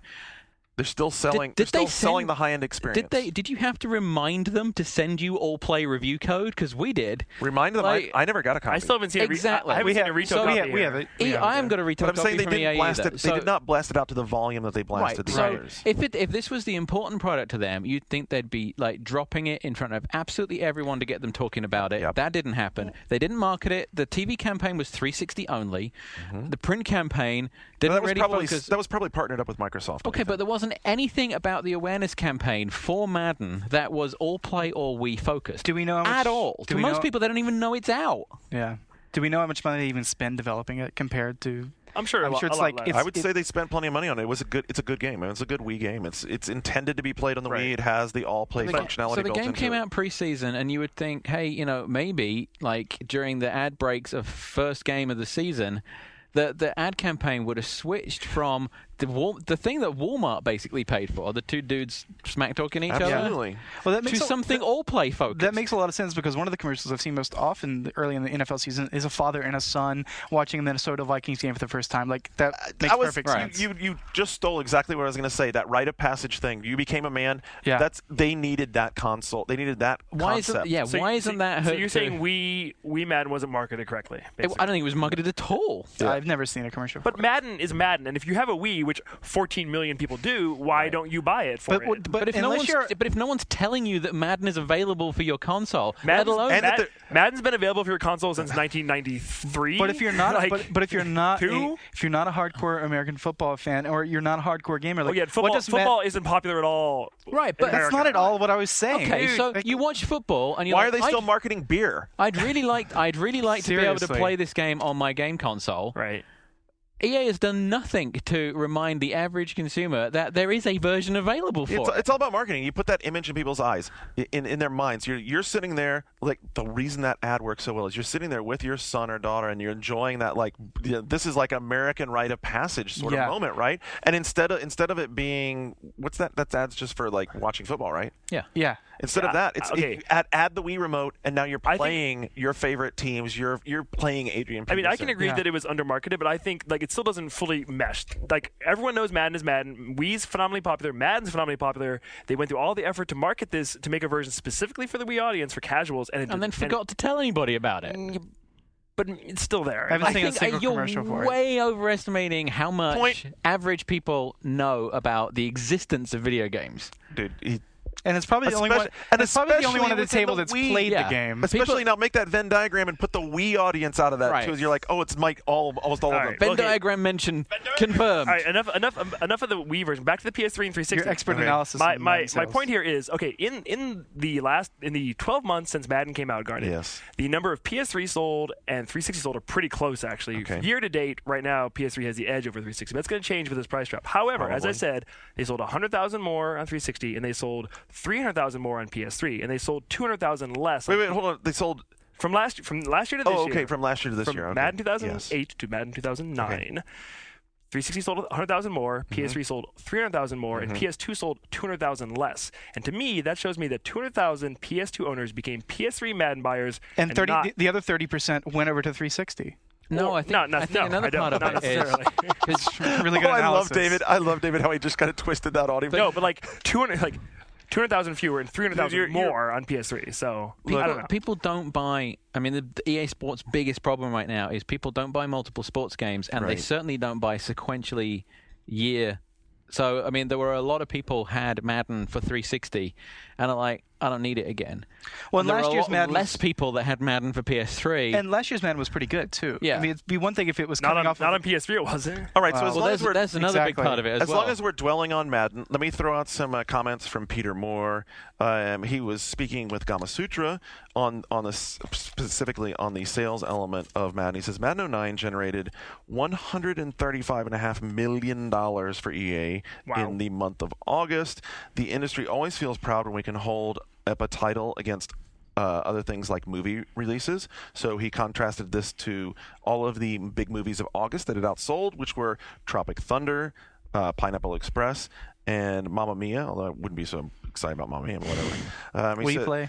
But the other interesting element of this, and this ties into something we were talking about in the last segment with digital distribution, is that pre-orders apparently are starting to not become a big thing, at least in the sports market, because Madden 09 had fewer pre-orders than Madden 08, but outsold Madden 08. There was the same issue with NCAA football as well. I mean, I think it's definitely because people that just want to play football are not going to go into a game store and say, "Make sure I get this today." They know it's They just gonna be want to be there. able to walk into a fucking store and buy the thing. yes. Right? NHL 09. Yes. That's exactly right. Peter noted that we were down double digits on pre-sales year on year, but it's becoming less of an indicator as far as the overall health of the title. Good. It shows everything's growing up. Wow. Yeah. We're we don't have to like play by these little stupid games. The other thing that's very interesting, and I think one of the reasons that Live is so strong, is that Madden really does have a great online following. So it's a shame that the leagues were not done better this year, because EA Sports is estimating, based on the current trending of the game, that there will be 100 million games of Madden played online in the coming year. That is astounding. 100 How does that- million. Yeah, how does many that compare how many to- of those games are because the game you were playing crashed and you have to start a new one? How does that compare to the number of Halo 3 games in a year? I don't know. That'd be an interesting story. I mean, there's different kind of time constraints. If only we had a good news editor. Oh, who runs news? Garnet does. Oh. I think the only other real game of note here is Too Human. And like what's funny Okay, is let's talk about some Two is Humans. across the Wait. All right. Before, because the Nintendo fans are going to be very mad at you. Let's people- work our way towards Too Human. We fit Mario Kart and we play all. Oh, I'm sorry. still- You liked Mario Kart. It was all right. Dude, they're all still knocking It down. wasn't as good as fantastic Double numbers. Dash, and it's the same fucking game. They come in at 4, 5, and 6. What'd you give Mario Kart Wii? I think that before. 7.5? No, B? B. I don't even remember. B. B minus. Okay, I don't stop know. arguing about it. They're good games. They're good games, and they're right in the core of the Wii audience. Come on. The more important thing here is that the one Soul Calibur SKU that's still on this sheet is the 360 version, and I think that you could have made. I The think we PS3 version sold about 100,000 copies, which is like it's in the number 12 or 13. I mean, it But- has a better attach rate than the 360 version still. because you. It does. Now I'm just saying. Dude, I'm not being are you defensive, I'm Sony just- PR? Seriously, but you you're- just resorted to no, the attach rate. Dude, you just came out argument. and said like, "Oh, it's shocking that only the 360 version is selling well," and it's not true. I'm not- but, no, but over no, time, no. the split is going in favor of the 360. That's what's surprising to me. it has a is larger that install base. I know it has a larger install base, but Soul Calibur, Which is why the attach rate doesn't mean dude, shit. Soul Calibur was a Sony franchise. Yeah, but that means shit I- these days. The It best does mean the shit best-selling anymore. Soul Calibur. Garnet, the best-selling. That's interesting. The is that- best-selling version of Soul Calibur 2 was on GameCube. and you know, like, Are we close to the end of the fanboy? How was Soul Calibur 3 on Sony GameCube? completely Like they didn't killed bother making it. the whole notion of things being. I mean, they like with PlayStation 3, the whole brand loyalty and games being associated with the console. The failure of that lands solely at the feet of Sony for not doing anything about it. I mean, you look at Madden, which was a PlayStation like. It was a mainstay. They've completely turned it around. Well, The ESPN show, they play it on 360. I mean, Madden was a Genesis mainstay. Like it's Yeah, all cyclical. It I doesn't agree. matter anything. None of that But matters. it does, Shane, because that's what that's what Nintendo's trading on right here. Nintendo's trading on those, and because they've kept all those properties, those first-party properties Well- that people can only get on Wii. Right there, they've done those things to lock that up. Right. Sony hasn't locked up. Yeah, the only other exclusive here is Too Human, which we're going to need to get to in a minute. Okay, there you go. But- so there's the yeah. other exclusive.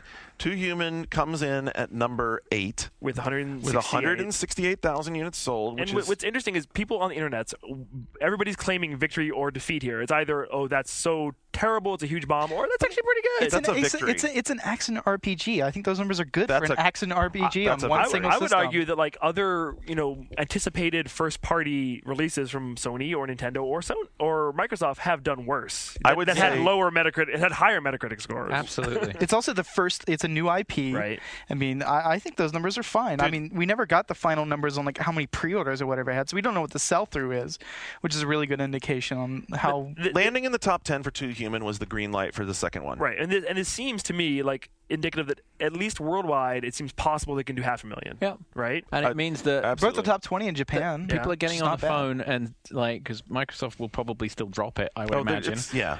And people are going to take it more seriously about Bet- publishing the second Bets on who the second one goes to? Ubisoft. I don't. Activision. Blizzard, Activision. I don't know. Gamecock? If any, no. Why not? Why? Because they have no distribution. I Yet. know I they don't have think no Gamecock distribution. will be around when Too Human 2 comes out. I heard that Gamecock way overpaid for Hail to the Chimps. They're probably still paying that off. Ooh. I know. I would like to think someone like Atari little would close step to up, home. but I don't know Oh, if that's that'd be going to happen. interesting. 2K?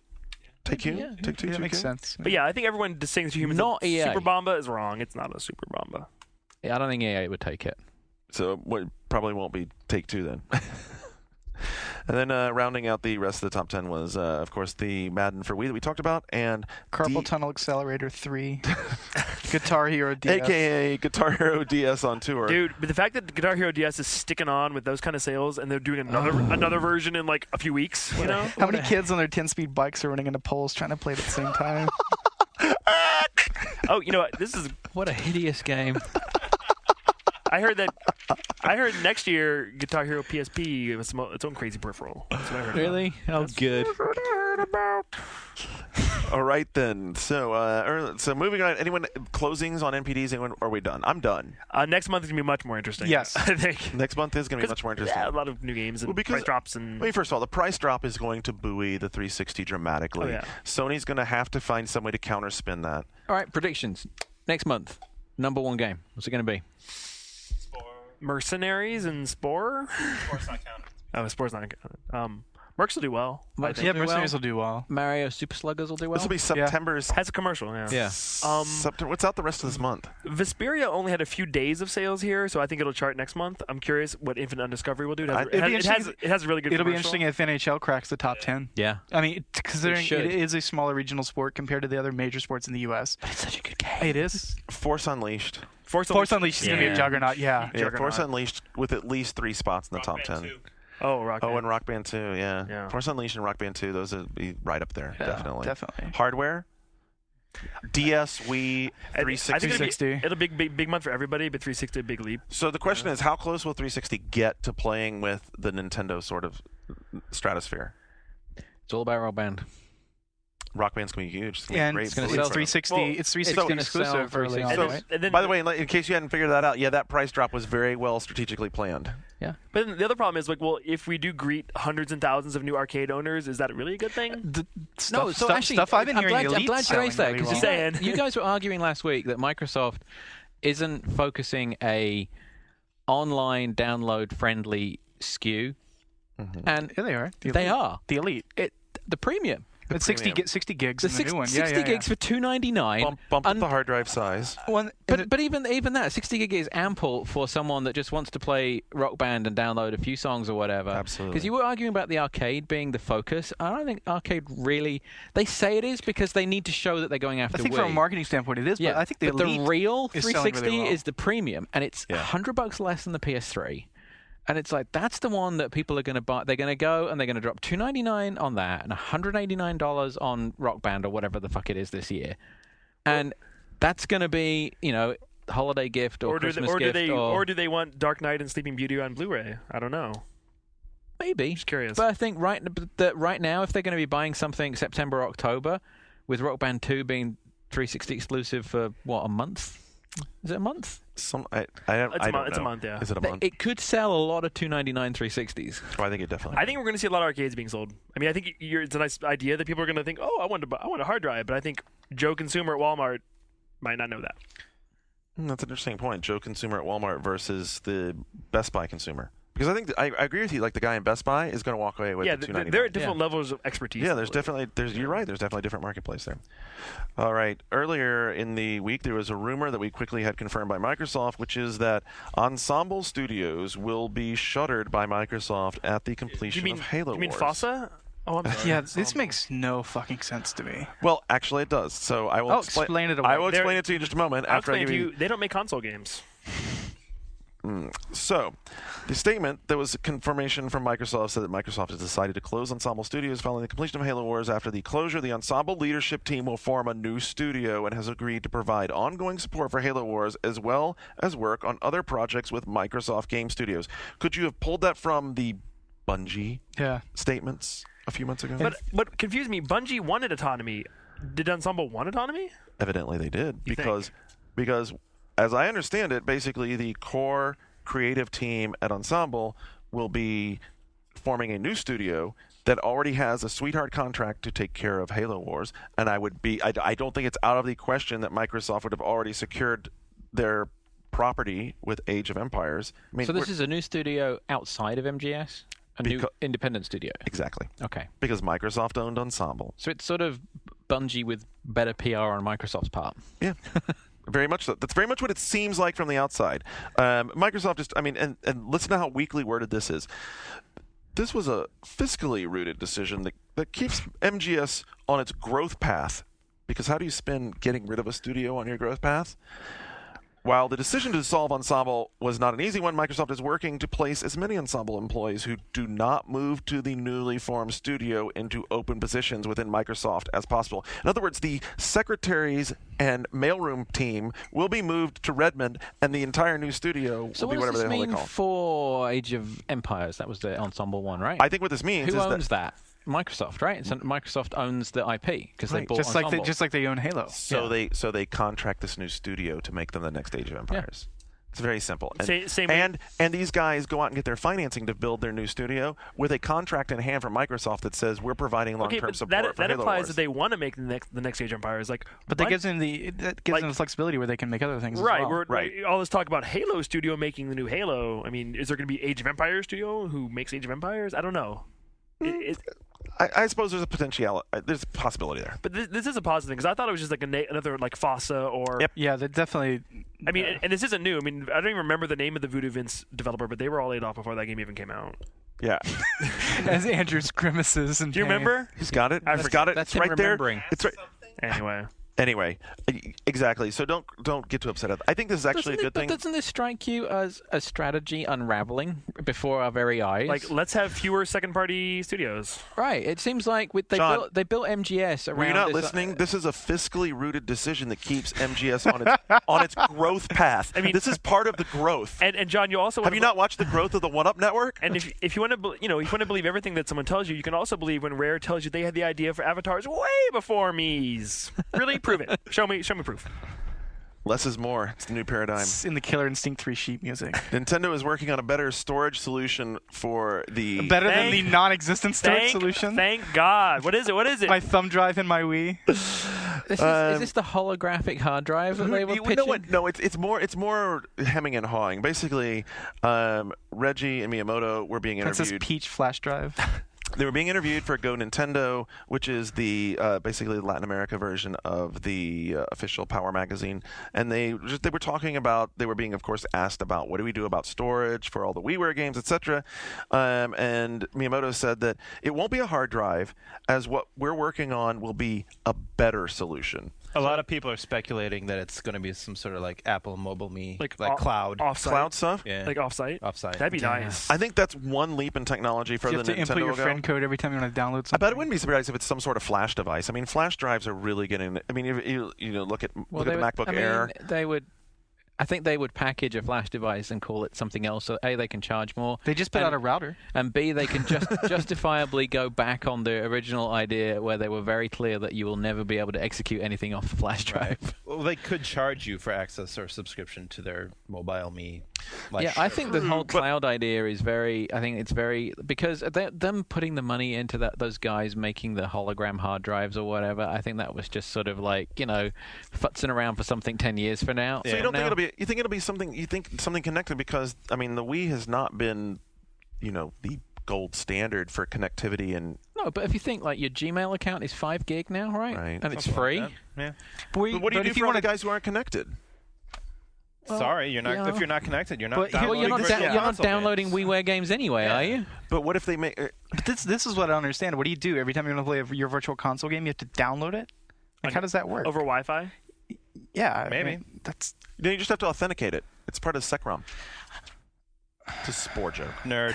Sorry. I Anyway. just don't think the cloud makes sense with that much data. I'll believe it when I see it, Nintendo. Other comments that came out of this interview were that Miyamoto said not to expect any further Wii peripherals, which he's already said in a couple of Thank interviews. God. They feel that they've released enough already. Which wouldn't that include like an additional flash drive or hard drive? Wait, I think he got meant it. controller I got it. You don't peripherals. execute. Well, I from don't the- know. You don't Peripheral's execute peripheral. from the cloud. Mhm. Because the problem is that you can't fit everything on the 512 meg or Right. whatever the Wii Right. has in it. Yeah. So that then becomes essentially a swap drive cache for the stuff that you want active. Right. Everything you own is on the cloud, and you just switch stuff out. Kind of the way that the 360 technically works if you run out of hard drive but space. then don't you have to download the whole file again? if Only you when want to play it? it stays local, and then you delete things, but you still own it. So it's Right, but it's, say it's I have my extending the WiiWare online. Say I have my copy of Super Mario 3, Yeah. and I play it, I buy it, download it, have fun with it. I forget about it for 8 months. Yeah. I come back to play it again. It's been deleted from a hard drive because other stuff has replaced it. I then have to Oh, no, re-download the file and play it I again. think you would do it the way it works on the 360, in that if you can opt to delete something and then re-download it later. But your account has files. But this does not solve the problem if you're one of those people that buys the Virtual Console stuff every week. It doesn't solve that problem at all because That's true, because you then have to your re-download local storage still remains at 512, Right. Yeah. whatever your 2 gig card is, and then Yeah. the swapping on the card is. They still need a local storage solution. it. Yeah. Or they need to increase the capacity of the cards and like. But what does that do for reduce like the copying millions and time. millions of people that already have Wii's? I mean, Sorry. Well, would that cloud computing worked for the game network, that might work well for Google, who Forbes, in a article written by Chris Morris, feels that might be interested in entering into the game publishing arena. And Chris actually makes some pretty strong arguments as to why. I mean, he's connecting 3 things that are interesting. You read this. Yeah, but It's I don't. good. But I don't think it says Google's getting into game development. I think it's Google's getting into the things that enable making money out of games. Okay, I agree with that. But one of the things that enables making money out of games is owning and operating microtransaction-driven games. And if they don't do that on the MMO side, but if they do it on the casual game side, Right. I mean, game publishing might not necessarily mean they're not going to like publish the next Tomb Raider, but if they were to to like be publishing sort of stuff like Congregate does and have it microtransaction-driven and all driven through the Google ad, or not even transaction, but all fueled by Google ads and AdSense placed inside the games. See, that's where it makes sense. Well, that's 'cause- why they bought what's it called? They have an in-game ad network that they bought for $30 million or whatever a while ago. I don't have that. Right, much story, sorry. because Google at its heart it's an advertising company. That's where they make Right. most of their money from. Absolutely. So it doesn't make sense for them to do it outside of advertising. Because where I think this goes sort of off on a bit of a tangent is even though Lively is really the sort of obvious front. You'll note I didn't say anything about that. It's actually not. I think that's the smoke and mirrors on this. I agree. What this is really about is competing with the Double Fusion guys and what they called the one that Microsoft bought. I just had it in my head. Yeah. Anyway, the in-game ad networks Not where Mighty. they. Do you see Jamil coming out against in-game advertising? Jamil. Yeah. I mean, what was I playing recently? Oh yeah, I noticed in Mercenaries there were ads for Fringe the other day Timely. on billboards. So I mean, like in game, I still need to see that. In Venezuela, they were advertising. You mean in Venezuela where everyone speaks English Yeah. just fine? They were advertising the new Most Fox people show. without any accent whatsoever. Well, I don't know. I could still see. I don't see Google becoming a game publisher in the hardcore sense, but I could certainly see them getting involved in casual market. I mean, millions and millions of people playing this stuff. They have Bernie Stolar. I mean, you don't buy Bernie Stolar to come in and be your, what do they call him? Their He has dean. Dean of Games Dean of title. Games. Yeah, I could see some like Heard that phrase like before. light casual things or like some Yeah. weird persistent MMO thingy. I don't know. We'll see. Like casual MMOs.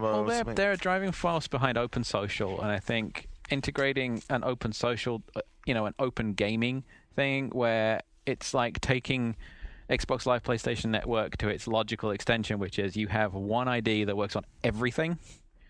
So I can see them, getting into that side, infrastructure and IDs, and then putting ads in front of you. I think well, they're already doing it. So Well, when the Google neural implant comes out, The Google Neural there'll Implant. be some games for have that. you guys seen Lively, by the way? No. It's terrible. It's a shame.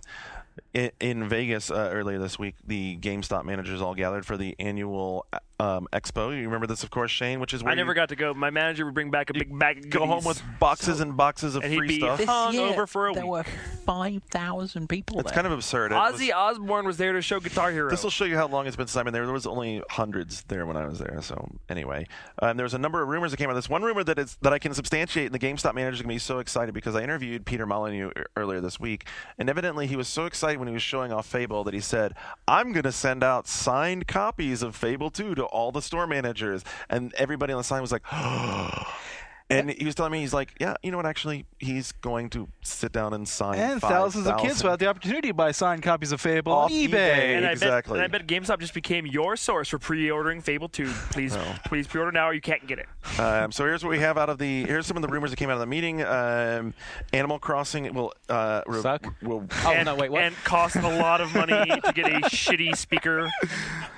$70 for a shitty speaker. Speakerphone. Grand Theft Auto DS will have gang members that you can recruit, and you'll be able to use the stylus to hotwire cars and apply tattoos. We Speak is available for pre-order on Amazon right now. Only $30. Let's see. I was most interested in is they showed Fight Night Round 4 apparently. Yeah, They and did. Games Press, apparently we don't get to see it, but Yeah. EB Manager and Poughkeepsie, yeah, he's on. Kingdom Hearts Chain of Memories for the Game Boy Advance will be getting a surprise port to the PlayStation 2. Unfortunately, without Kingdom Hearts 2 Final Mix, which it came with in Japan. But it's only $29.99, and it is being fully localized. PSP 3000 will be bundled with a 4 gigabyte memory stick, which supports what you were speaking of earlier about all of the games being available via download in Wasn't the there, upcoming they already year. announced a 4 gig pack, right? This is a new one, I think. It's going to be $199, available October the 14th. Yeah, If when they this- announced the 3000, that was the second. Oh, okay. That was the second package on the 3000. All right. And then finally, Microsoft talked about some of their accessory packs. The big one, I guess, was the 60 gig Xbox 360 hard drive for $99, which includes the 60 gig hard drive, 3 months of Xbox Live, and an Ethernet cable, because Ethernet cables Ethernet? Whatever you Ethernet. Ethernet cables. You also forgot about the PGR4 unsold. I've got that. The And unsold PGR4 bundle. Yeah. It's a good game. The Go unsold- buy it. I was being polite and looking at that Did they side. say anything about the colored controllers that Larry keeps holding up in front of his What, the 12 seconds videos? Pink and blue ones? Yeah. That pink one is going to sell real well. Girls like pink. Girls don't. Girls on like 360. Blizzard You said it, not me. They will like it after this Christmas. Lips, put you in the movies. Wow. Viva Pinatas, come on. Blizzard likes money. They're going to have more land masses in Warcraft. I don't know. This is not really terribly surprising. Lead designer. Big gap in the middle that something could come out of. That's the Is that a portal. story about new landmasses, really? Really? Yeah, they've already had 2 new ones. It is. Great. Well, dude, like World of Warcraft, not going to stop anytime soon. Speaking of video game 24/7, Tom Chilton, who's the lead designer of the expansion, said that a lot of the major land masses that we've talked about heavily in previous Warcraft games have already come to fruition. Although there are still areas of games that we've talked about and set up story-wise that we haven't revealed. There's definitely more to come. Shock. Wow, big surprise! Here, what were you going to say? Something?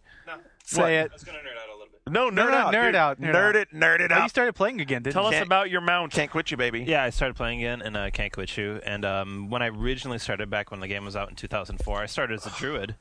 And druids, like, they had this really cool lore thing called the Emerald Dream, and they haven't gotten to that yet. So hopefully true. that'll be the 3rd expansion. That would be very cool. But it's cool to have more land masses. That's what I'm talking about. Like the New Lich, area- new Lich areas King's are new one. You know, Burning Yeah. Crusade Burning was also a Crusade new one. was like not. I mean, it was a it's gonna different sound really world. bad, like nerdy. It's a I know, different- Portal, yeah, Yoda, blah blah yeah. blah. But it's a like new landmass. on your new map. It's got Northrend as Lich Right. King, and if they add more, in All its right. northeast. So while you have your headset on, give Yeah. me in a minute or two, how the hell are they going to handle the sequel? One day or sooner or later, they're going to be faced with that EverQuest 2 issue.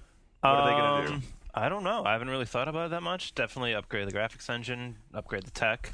Make sure their private islands are paid for. I don't know. Maybe they just do that, and sell that. I think if and they're then just smart, keep they it just going. keep iterating on the first one. Yeah, because why would they scrap the world that they've built? And they've already updated the engine since it released. They What if could they keep what if they doing that. developed a way that could pull from the database with all the material in the background and render it with whatever rendering engine you have Right, on your whatever. PC? I mean, that's yeah. the only thing that I would That's- think of. So you it works upgrade for me. the world, and then you just keep adding on. The world is to the world. data and the Yeah. elements and the people. The rendering engine is whatever suits your computer. Right. Ubisoft has decided to make a move forward, which is this is interesting for me because I had a friend a few years ago who was colorblind, and we used to get in these conversations about like what games were good for being colorblind because a lot of times HUDs were made without any regard for people who are colorblind. He's like, Sorry. Are you about to Hey. equate being colorblind with being deaf? I have colorblind friends. well, I have actually, John, I was going to draw some analogy there. Yes, is that okay? If you remember, our good friend Luke was colorblind, and he complained many times about. I have a games lot he of couldn't colorblind play. friends. I'm like, sorry, mutants. Go ahead, tell me why I'm so horrible. Well, I just think that being colorblind and not being able to hear dialogue in a game requiring subtitles are somewhat Very high- different. They are somewhat yes. different. They're more than somewhat different. There's a huge gap there in how big of a hardship it is. And I think what they're talking about with this announcement that was made, that Ubisoft said that this coming fall, the titles Far Cry 2, Prince of Persia, and Saw and White Snowboarding will be part of their commitment to entail.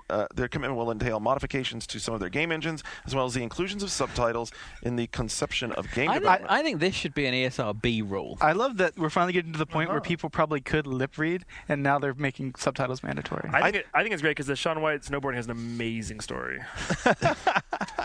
Look, I think all movies have to have them now, right? All DVD releases have to have subtitles. They've had on it them. for. But in long addition time. to dialogue subtitles, don't you think that they'll also be including some of the subtitles that indicate, visual cues or No. sound cues? No? Not necessarily.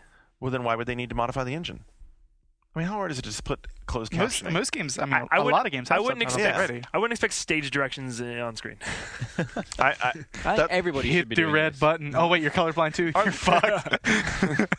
Closer. I think either the, Closer. Hot, warmer. I love warmer. I love playing dropping block puzzle games against my colorblind friend Andrew Vestal because he couldn't tell what the fuck was going on. That was the game, Luke. Yeah, Luke was having trouble with puzzle games. He was having trouble with the I'd be puzzle like, I games. could beat you in columns any day. Anyway, Bejeweled, you're my nemesis.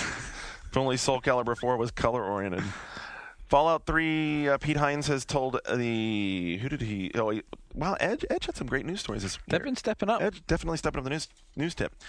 He told them that the game will be the same for all territories. When pressed, this turned out that the references to real-world prescribed drugs in the game have been removed because they've been replaced with fictional names, so that there was not any confusion there. It was Well, it makes total sense because there were fictional names for the drugs. Drugs. Jugs? Drugs. know where your mind is. Drugs. Drugs going back. So it would have been odd to have real-world names for drugs anyway. Big deal? Is Australia to blame for this? That's my No. question. I'm just asking. It's probably the impetus there were people who behind were it. upset about this. I don't think it's that big a deal. Do you think it's a big deal? Who cares? All right, there you go. Next. I want to pick up my packet of Sherman Helmsley. Do we care about Kojima being upset about the creativity of video games being on a verge of crisis due to advertising campaigns? Not really. Lauren Lanning calling consoles a step backwards? Shouldn't Has it be Lon Lanning not done anything for a while and feels the need to No, say something out loud? They play movies. Isn't he making a movie? Should I be think happy about Oddworld that. just showed up on Steam. You should be happy. There it goes. Didn't it? Yeah, it did. And didn't someone say that they were picking it up again? EA are doing it, right? Aren't EA doing a new Oddworld game? Really? I don't. Somebody Really? said recently they were doing a new Oddworld game. Really? After shoving Stranger off to... Maybe it wasn't EA then, because Yeah, I think they it's completely EA. dick Stranger, didn't they? Yeah. Yeah. Yeah. I can't see that It was happening. awesome. That game was awesome. was. We've talked about that many times. So speaking to Game Daily, Lauren said that he thinks consoles are a problem because anything that makes development more expensive rather than better, faster, and cheaper, I think is a step backwards. That's hard to argue with. He's excited about what's going on the PC. He sees it as allowing for smaller games to be sold that can be delivered to anyone who's connected at much lower price points. Someone should introduce him to WiiWare, Xbox Live Arcade, and PlayStation Network. Okay, we shall do that. In the meantime, there will definitely be some struggles as publishers get their feet wet in the digital distribution space. EA is under a tremendous amount of fire for the DRM that they're have On put Spore? on Spore. Yeah. So this is both on the there's downloadable version, and then of course there's the version you can buy. It's retailed in the box. All of them have the SecROM system. Is that the Stardock one? Well, this is the Antithesis. Stardock Yes. doesn't do. Stardock doesn't have Stardock is- DRM. Brad Wardell. I mean, that was his Oh, big that's thing. right. Yeah. They sold hundreds of thousands of copies of their game with no DRM in it. I think you're confusing it with Star Force, which Star is Force. Oh, Sorry, right. yes. Oh, God. Yeah. Star Force was, yeah. So there's been a long history of DRM problems on PC games. This one, the reason that people are upset about this is this goes to the same sort of thing that Microsoft does with the activation of the OSs, where when you buy Spore, you get 3 activations of the game. After 3 activations of the game, if you want to activate it again, you have to call EA customer support, explain to them why they should authorize letting you turn on your game again. Bullshit. And you know, Spore leaked before it came out. What do you mean? You mean by leaked? It was piratable. Yes. Right. Before it was available in stores. It was. So, like the PC version of Mass Effect, which also had this same version, same copy protection, you'll have to contact their customer support. The big upshot of this was that there was a huge revolt on Amazon because, like, a lot of people buy on Amazon It now. was a digital hissy fit. It was a huge, like, it's interesting. Like, what used to take place on like Quarter to 3 or our forums or GAF Well, moved over to a retailer. It happened on Amazon with that bitch who talked shit about Mass Effect. Remember a year Yeah. ago? Oh, yeah, right. It did happen with her as well. That's pretty funny. Anyway. So people's objection is I can only install it 3 People's times. objection is you can only install it. Then you have to 3 call times. them and ask them And for beg additional. them, plea them. So, like, PC gamers will especially relate to this because you break down your computer all the time. You reinstall Windows to See, get that's the what I was going to performance ask. I back don't and play all enough PC You games. 'cause change. To me, That's why installing you a play game Spore 3 on your times Mac. strikes me as 2 times more than I'm ever going to do it. Right. If it was a console, I have no argument with you. But in a PC world where you're like I said, reinstalling your OS, you're making different upgrades to your computer, you just want to go back and re-optimize the whole thing. I You've don't know. imaged it or whatever. Even if it was a console, I would disagree because I bought it. It's mine. You know, I you bought didn't. it. You bought a license to play the game at home and enjoy it. You should Shut not up. buy the game. So Shut you- up. yeah, you're right. You bought- Digital Millennium Copyright Act. You and Kids your might law- want to read it. You and your lawyering. have you seen your EULA rental agreement for Spore? Seriously. I read those things like page to page, and I missed it. I- I must have missed it. I'm sorry. It's I mean, Page it's a big 12, argument. paragraph 4. Oh my God! Section So 7. it's interesting because there's obviously been some arguments around EA about how to handle the situation. The executive producer, who is this? For Red Alert 3, they're going to change things up. Executive producer Chris Corey went on their forums and made a post regarding what to expect with Red Alert 3. They're still going to use the same activation-based system. Instead of 3, you'll get 5.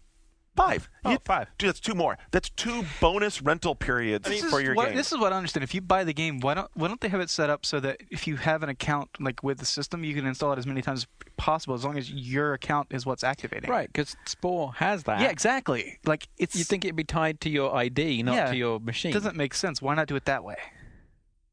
I think we just solved it. Nice. You right. you guys will get my consulting fee in the mail. Nice.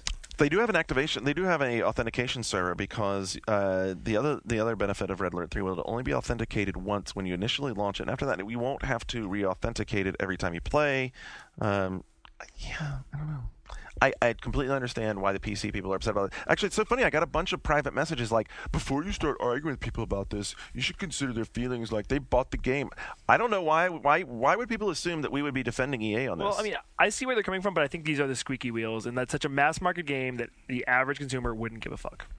To me, the fundamental problem with PC digital rights management is that it still punishes the people who are going to follow the rules in the first place. Like- It assumes everyone's a criminal. Right, like Right. they were saying on GFW Radio this week, like they resent being treated like a potential criminal from the onset. Yep. But it's the same way in the movie industry and recording industry is even worse. Well, and by the way, look at how successful Amazon has been in a very short span of time. No DRM music. In with their no DRM music and how quickly they're catching up to iTunes. And granted, they may not have the pretty player and the fancy cover flow and the jukebox thing that looks so cool on iTunes 8, but I'll buy my music on Amazon all day long. Absolutely. And you can stick it into iTunes. play And I it can on stick it in anything, iTunes. yeah. I can do whatever. And you know what? I'm not a criminal. I'd rather pay for it legally and have it the right way and not feel weird about it when I play it. Anyway, there's also been criticism directed at Spore for its game content. Will Wright has addressed this with MTV Multiplayer Blog. In an interview, he talked about some things. He said some of the feedback we're getting from people is that everyone has some level that they like and some level they don't like. He talks about how the 5 stages were all based on different genres. One thing he points out is there's been a lot of criticism leveled at them that the levels were dumbed down or too simple. And he says, actually, I'd say that's quite accurate. We were very focused, if anything, on making a game for more casual players. We would rather have the Metacritic and sales of Sims 2 than the Metacritic and sales of Half-Life. From a business standpoint, it makes perfect sense. I don't know. Half-Life did pretty damn well, dude. Not as well as Sims. Yeah. Good argument. And it's still a pretty damn good game. What is it? A third it's of win-win. EA's money comes from Sims. Over 100 million Right. users served. It is kind of interesting, though, to think that, like, Spore and Will, obviously a super intelligent guy, has all these really, really high cons. Every time we've gone to see one of his presentations, you, like, just go, this guy is... He's brilliant. He's brilliant, and he's operating on a whole other wavelength, yet at the same time, he understands that he wants to make his game simpler so he can get it out to a broader market. It's kind of weird. I don't know. Talking about operating on a whole other wavelength, I wish Patrick Klepek were here. Close personal friend. Well, Patrick would have talked to him about it, right? No, He would have gone to a hot tub. Patrick did actually forward. He did actually forward us this absolutely. I don't even know what to make of it. Uwe Boll email on Uwe. on the film. Like, the title of the email was "The Film Market." I'm a fucking or moron. There is no money in movies. There's no money in your movies, Uwe. Move on. So I'm going to keep making them. Yeah. I have my investment. Wasn't he like, I could make the Transformers 2 for $1 in 2 weeks? Yes, but that's that the what best he- part. is that what he That is says? the best part, dude. Like, there's all kinds of crazy stuff in here. He's like, he goes through all these terrible things that have happened to, like, the business and how it's down. What does he say? Since 2004, the price for movies in the international film market went 85% down. Anyway, he says it's proven that actors are totally overpaid, but even better, if he were in Hollywood, he could fix it all. He says, if I would run a studio, I would do the same movies for half of the production costs in throwing out the cokeheads and cutting the bullshit of I do like that quote. cutting the bullshit of breakfast, lunch, and dinner meetings with idiots who never made a movie in their life. I can shoot a movie like Fantastic Four 2 in half the time for half of the money, shot by shot. But wouldn't you have to be a cokehead to give him money to make a movie? See, like, half the production cost also means half the production value, I also, which is evident in most UV. it's funny. I thought it was Transformers 2. It's Fantastic Four 2. Like, oh, like that's his Paragon. Like, I could make something as good as Fantastic Four 2. Really, really. So could Shane's little sister, right? Wait, is it the end of your news? Because I have an extra bonus piece of news. Oh, awesome. Breaking news. Four Breaking news. 4 amazing new titles were in this week's Famitsu, and I'm really excited. Number 1, SingStar ABBA. Oh, yes. Hell yeah. Totally awesome. Dance with Speaking Me. of Mamma Mia. Number 2, Yakuza 3. Did you see the screen? Did you see the scans? Yeah, oh, I saw it. my God. And by the way, I have a copy of Yakuza Have you 2 on played my that desk. yet? I'm so... You fucker, you haven't played that yet. Dude, I've been... It just came out this week. I know. I handed him the copy. That'll be on which I'm playing It's next very week. good. I would have played it. Subtitled. Better than the first one. Moving. The first one was great. I loved it. Well, Yakuza 3 I can't wait to Yakuza play 3 is it. going to be TGS. I'm stoked. Totally stoked. Another one that first of it broke my heart, but now I'm excited about it, which is Phantasy Star Zero. When I first saw it, I was like, is this a real Phantasy Star? No, DS? it's for DS, but what it is, it's a PSO kind of game for DS, and it's more like PSO, not like PSU. It has an awesome like Picto chat system the whole time. You can like draw little pictures on the other screen. Genuinely excited. They have a few new character classes. I'm very excited for that. And the last one, I'm not actually excited for. I just think it's really funny. It's Nintendo's game called Girls Mode. Nintendo Girls. Have you seen it? It's Nintendo Girls. Do you pet them? And You dress them up. it's Doki Doki. It's Nintendogs for with girls. It's bizarre. Who's it aimed at? I'm not even going with the obvious joke. Who reported on it? Cooter. Buffalo Bill. So that's I want that Photoshop. what.